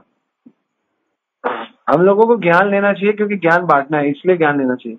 पंडित नहीं बनना, ज्ञान को बांटना है। एनीवे, चलो बाद में हम करेंगे मुद्राएं। आपको किसी का क्वेश्चन आंसर है तो क्वेश्चन आंसर ले सकते हैं। हरे कृष्ण प्रभु जी, धन्यवाद प्रणाम प्रभु जी। प्रभु जी अहोबिलम जाने के लिए सबसे अच्छा कौन सा वो है मौसम, मतलब कब जाना चाहिए, कौन से महीने? अक्टूबर, नवंबर, दिसंबर, जनवरी, फरवरी, ये 5 महीने अच्छे हैं। वैसे तो नवंबर, दिसंबर, जनवरी, फरवरी, लेकिन आप अकेले नहीं जा सकते वहां पे। आप ये सोचो कि आप अकेले चले जाओगे, पॉसिबल ही नहीं है। कम से कम 20 लोग होने चाहिए अपने साथ, 25 लोग। ठीक। और पूरा नॉलेज होना चाहिए वहाँ का, तब जाने का फायदा। ऐसे नहीं आपने कोई रहने खाना ही नहीं है वहाँ पे, रहोगे कहाँ पे? हाँ हाँ। ये बिना बिना आप अकेले का ट्रिप नहीं है, है ना? हरे कृष्ण प्रभु जी, दंडवत प्रणाम। हरे कृष्णा। हरे कृष्णा। हाँ प्रभु जी दंडवत प्रणाम। प्रभु जी ये 9 मुद्रा में से सबसे पावरफुल मुद्रा कौन सा है नरसिम्हा जी का? सारी मुद्राएं पावरफुल है, ऐसी कोई मुद्रा पावरफुल है? ऐसा कोई भगवान का कुछ भी ऐसा नहीं है कि कम होता है ज्यादा होता है, सब समान ओके है। Okay, thank you. ठीक है ना? भगवान की कोई चीज कम नहीं होती। भगवान के नाखून से लेके हाथ से लेके सिर से लेके सब सब दिव्य। ठीक है, कोई भी ऐसा नहीं है कि कम है कोई ज्यादा है, सब सब सुंदर है भगवान का। मेरे को फेवरेट लगता है भगवान का अभय मुद्रा, की हमें कोई अभय नहीं हो, वो है छत्र बटन नरसिंह, जो भगवान क्या कहते हैं सिंगिंग गॉड, और भगवान हंसते हुए भगवान, हाँ, हंसते हुए भगवान। पूरे ब्रह्मांड में एक ही दर्शन है हंसते हुए भगवान की, छत्र बटन।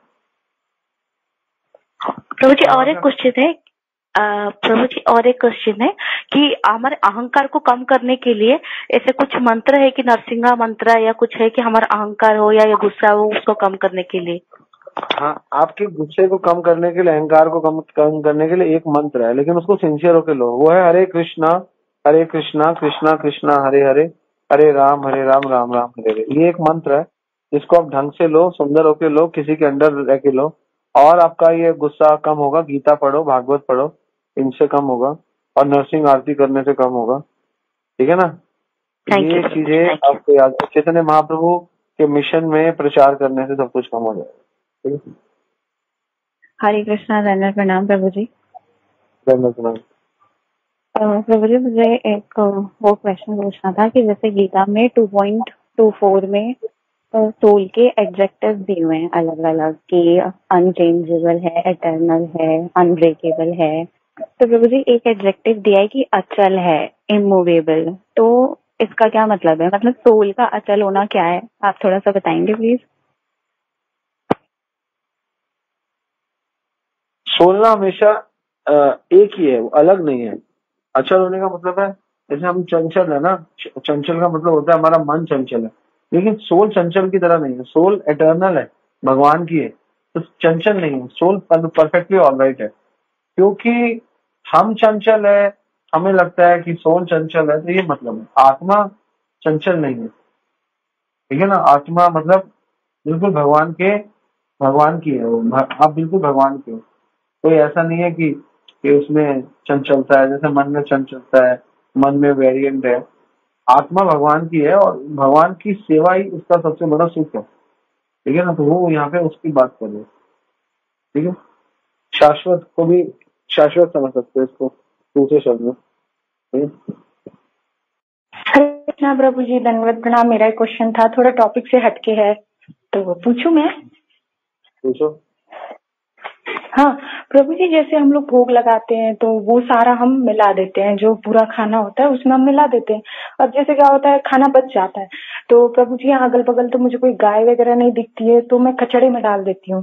तो प्रभु जी इसका अपराध लगेगा क्या? अगर गाय नहीं दिख रही हो, खाना खराब हो गया, तो कचरे में मत डालो, किसी मिट्टी में डाल दो। मिट्टी में क्या होता है, बहुत चींटियां, बहुत कॉकरोच, बहुत कीड़े, बहुत लोग रहते हैं, किसी का मुंह लग जाएगा। कूड़े में डालने भी कूड़ा भी अगर ऐसा हो जो कूड़ा कोई जानवर खाए तो डाल सकते हैं, लेकिन बेटर है किसी मिट्टी में डाल दो।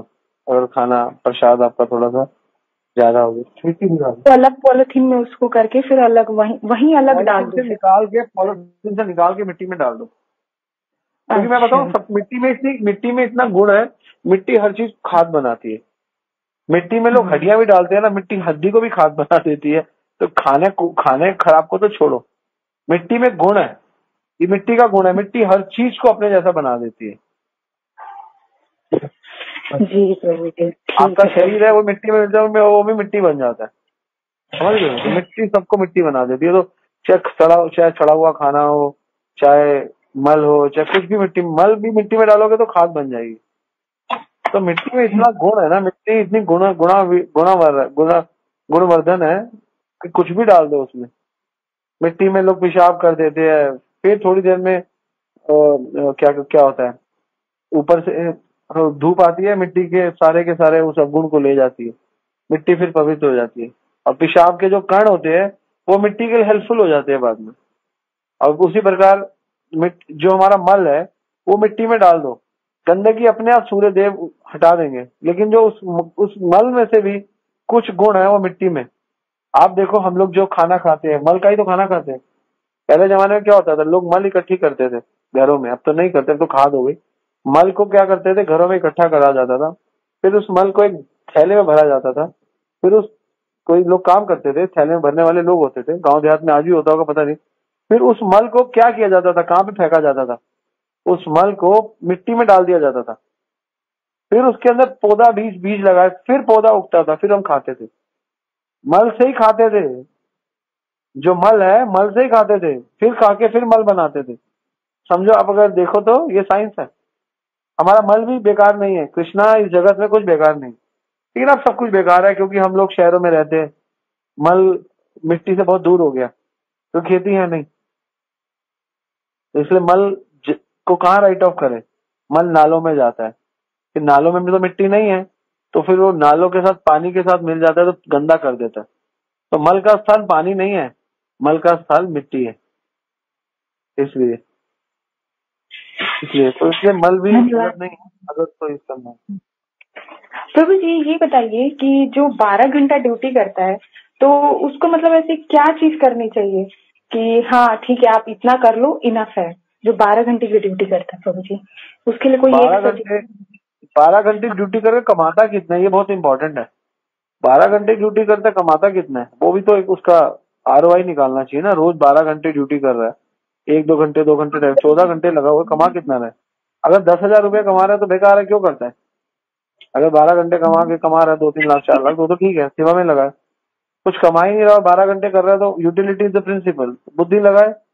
12 घंटे ड्यूटी करके कितना कमाना चाहिए, बहुत कमाना चाहिए।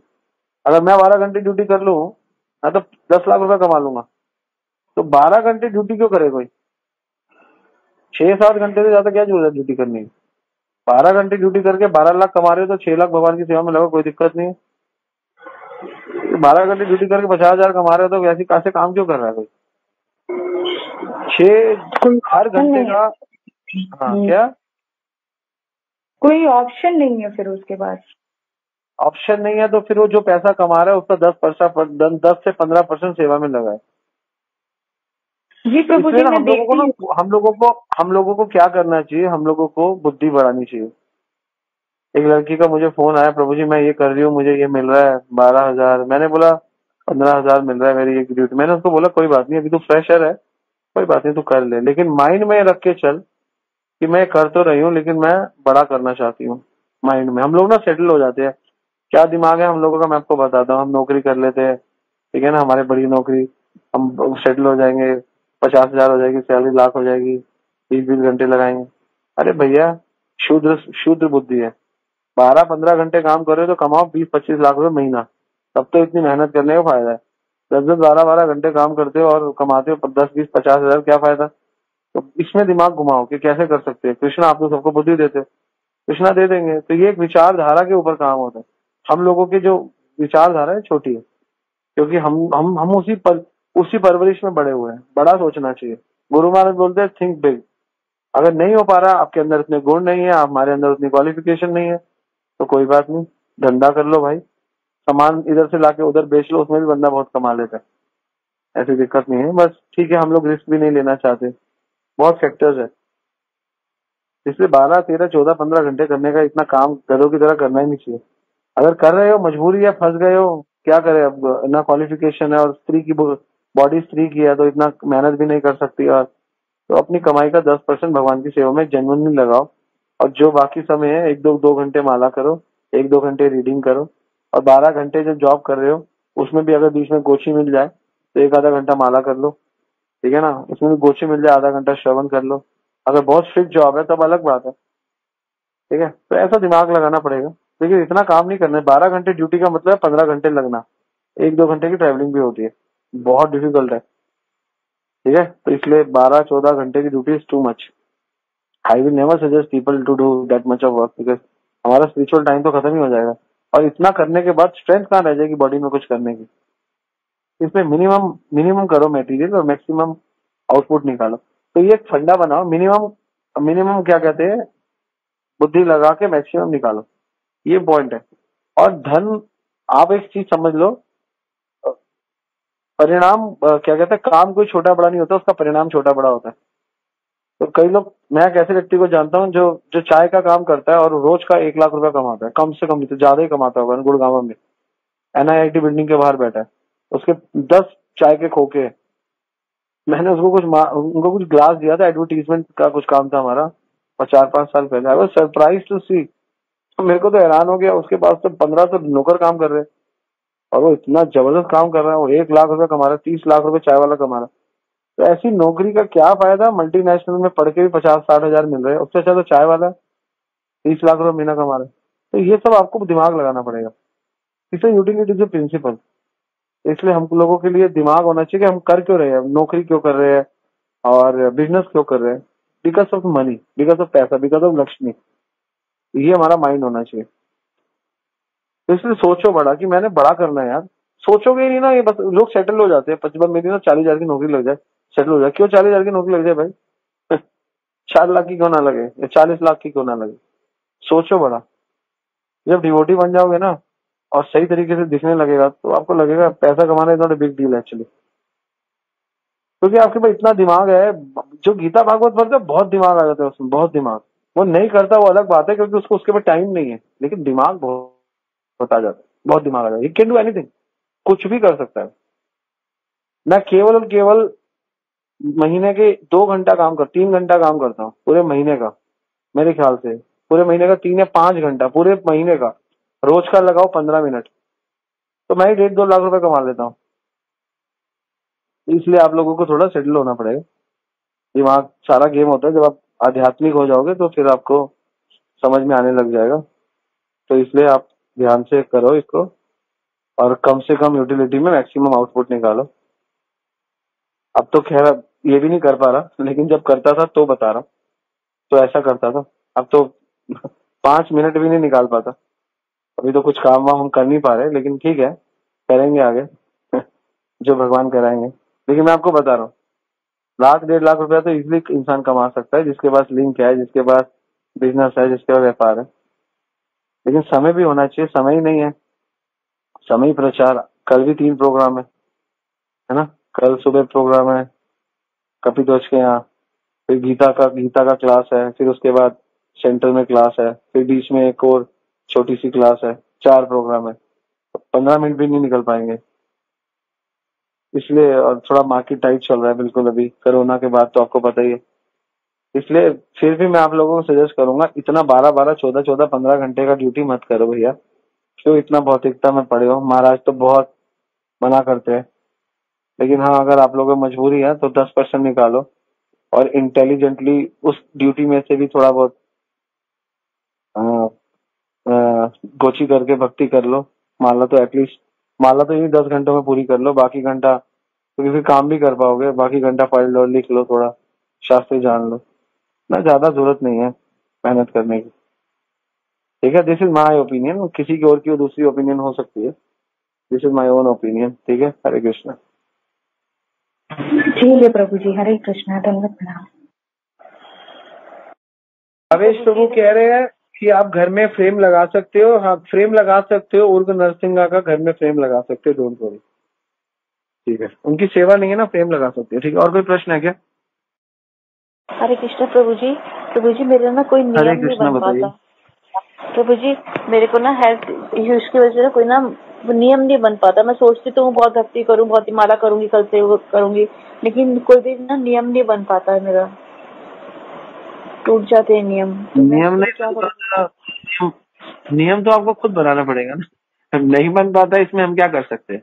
You have to be serious. तो आप खान पान और सोना, आपको अपनी खाना पीना, सोना, रहना, उठना ठीक करना है। आपके युक्त आहार विहार से युक्त कर्म से चेत। सर आपके प्रॉब्लम क्या है, आपका बैलेंस सही नहीं है लाइफ का, तो आपका खान पान सही नहीं है, खान पान आलस दे रहा है आपको, इस वजह से आप कर नहीं पा रहे।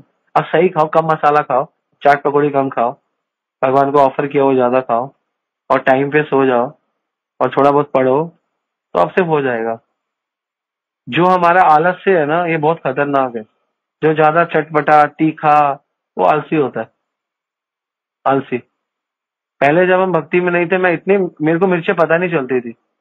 जब मेरी धर्म पत्नी हमारे घर में, जब जानवा घर आई, वो कहती है आप बहुत तीखा खाते हो, हमें पता ही नहीं था हम तीखा खाते।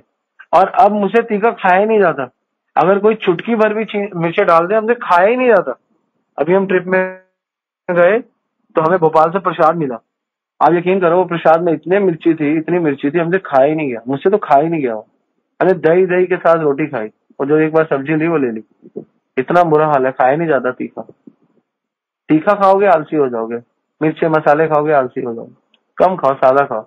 वापसी में आए तो हैदराबाद में हमें मिली भिंडी, उसमें बहुत मिर्चें थी, बाकियों को तो नहीं लगी, मुझे तो उसमें बहुत लगी। मुझे तो बहुत मिर्ची लगती है, मैं नहीं खा सकता मिर्ची, मेरे को बिल्कुल जीरो मिर्ची। आई डोंट लाइक मिर्ची, मुझे खाई नहीं जाती, बहुत मुश्किल है। मिर्चे कम खाओ, आलस कम आएगा। मिर्चे ज्यादा खाने वालों को आलस ज्यादा आता है, और फिर आप आलस होगा ना तो आपको शास्त्र नहीं पढ़ पाओगे, शास्त्रों की समझ नहीं आ पाएगी। मसाला कम कर दो, गोलगप्पे टिक्की भल्ले कम कर दो, ठीक है, ठीक हो जाएगा। ठीक, हरे कृष्ण। ठीक है प्रभु जी। हरे कृष्ण प्रभु जी, दंडवत प्रणाम। प्रभु जी, मैं ना अपनी घर की जिम्मेदारियों से छूटती नहीं प्रभु जी, धाम की यात्राएं नहीं कर पाती, क्योंकि मुझे ये लगता है कि मैं कहीं जाऊंगी तो इस घर का मैनेजमेंट कौन संभालेगा, क्योंकि हस्बैंड जाएंगे नहीं साथ में, बच्चे यंग हो चुके हैं, और प्रभु जी मेरा माइंड बहुत डिस्टर्ब हो जाता है। तो घर का मैनेजमेंट क्या है? आप कितने बच्चे हैं आपके?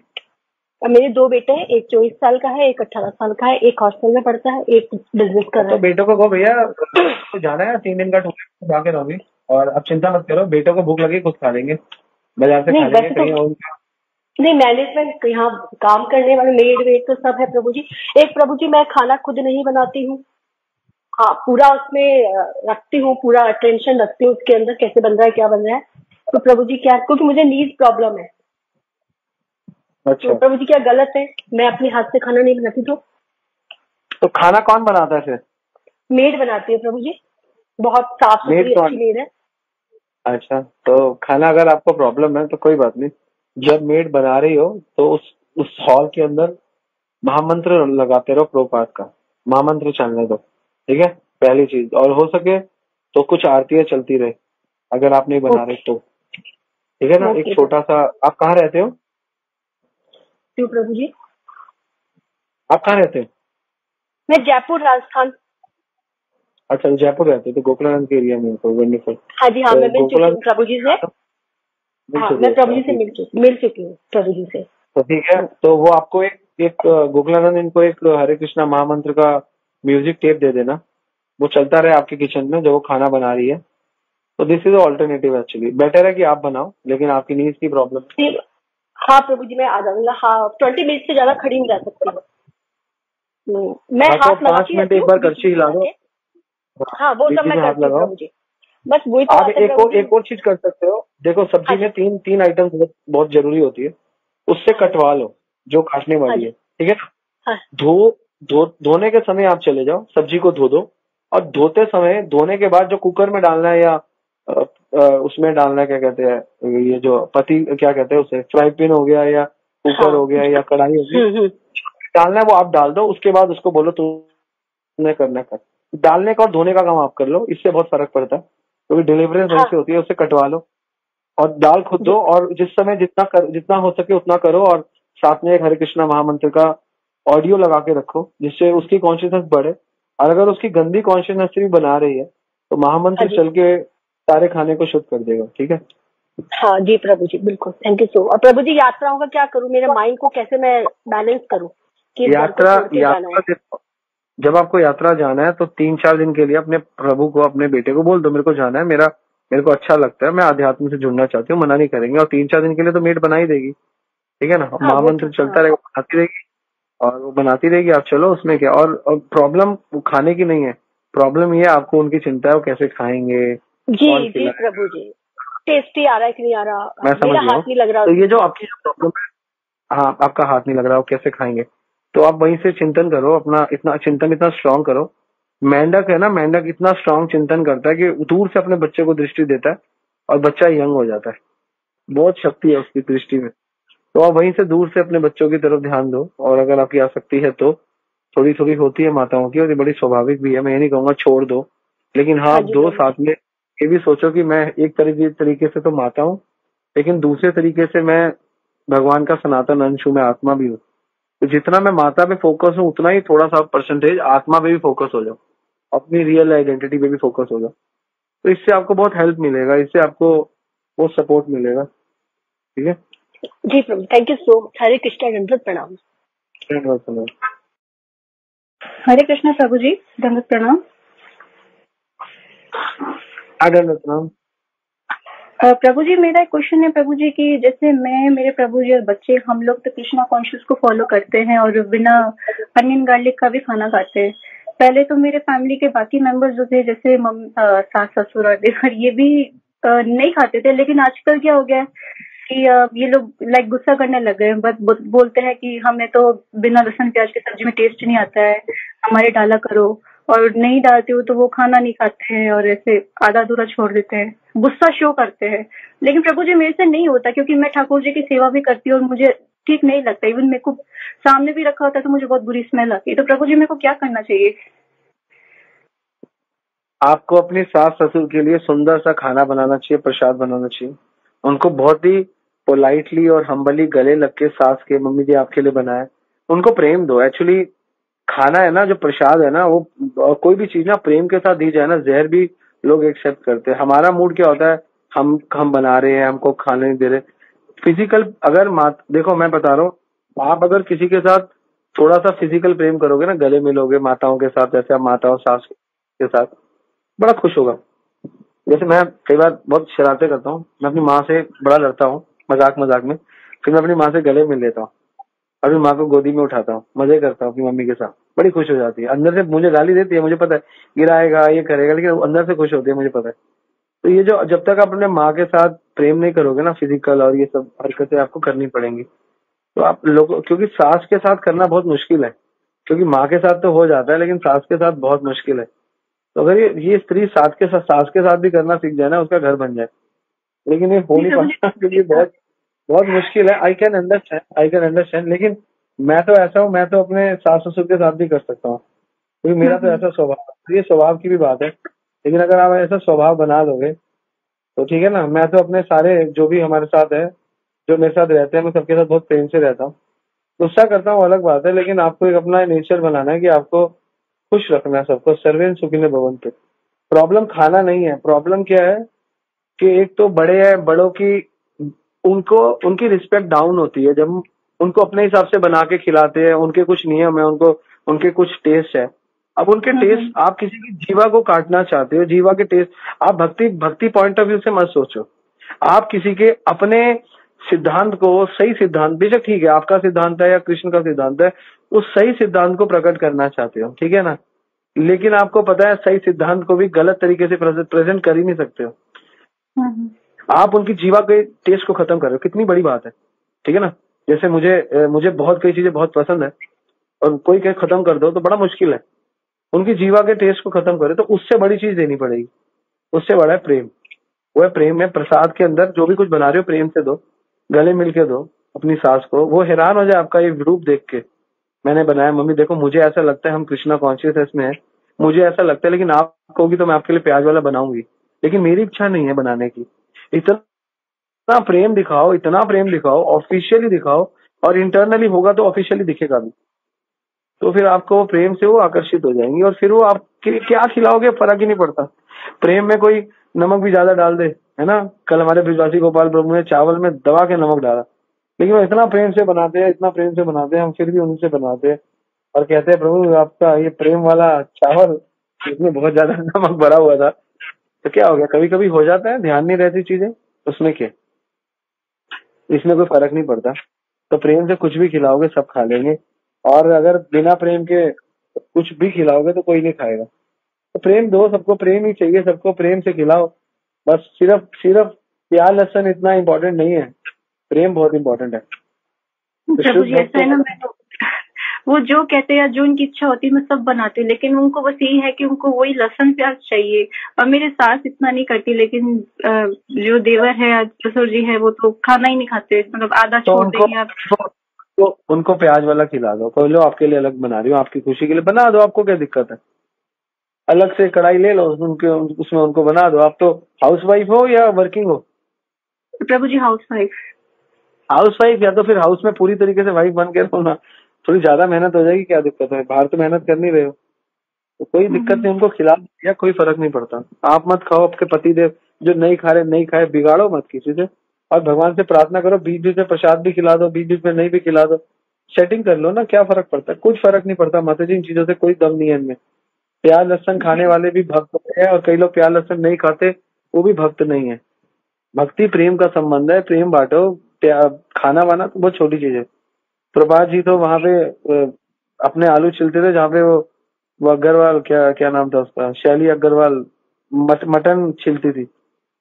क्या फर्क पड़ता है? कोई फर्क नहीं। प्रेम बहुत बड़ी चीज है, प्रेम से खिलाओगे एक दिन वो भी खा लेंगे, मुझे 100% भरोसा है। ऐसा नहीं है, प्रेम करो सबको, फिजिकल प्रेम करो, मेंटली प्रेम करो, अपने आप को खुश रखो। देखो स्त्रियों की पुरुष, मैं एज ए पुरुष आपको बताता हूँ, पुरुष को कोई फर्क नहीं पड़ता ज्यादा, कभी कभी पड़ता है, गुस्सा होता है तो पड़ता है, लेकिन स्त्री का जो मुख है ना, मुखमंडल, जैसे होता है ना ब्रह्मांड मंडल, वो स्त्री का जो मुखमंडल है ना, जो सूजा हुआ मुंह होता है ना, वो पुरुष बर्दाश्त नहीं कर सकता, बाकी सब बर्दाश्त हो जाता है। उसका नखरा भी बर्दाश्त कर लेगा, उसके खर्चे भी, उसके सूट भी, उसकी साड़ी भी, लेकिन जब स्त्री अपना मुंह उखाड़ के बैठ जाती है ना, पता चल जाता है आदमी को 2 मिनट के अंदर। याद रखना, बड़े तेज होते हैं आदमी। तो वो जो मुखमंडल, जो उखड़ा हुआ मुखमंडल होता है ना, वो आदमी बर्दाश्त नहीं कर पाता, उस वजह से वो फ्रस्ट्रेट होता है बस। तो वो मुखमंडल आपका सुंदर रहे, बस वो सब बर्दाश्त कर लेंगे, बाकी चीजें हो जाती है बर्दाश्त। ठीक है, हरे कृष्ण। हरे कृष्ण। कोई प्रश्न नहीं है तो वाइंड अप करते हैं, ठीक है।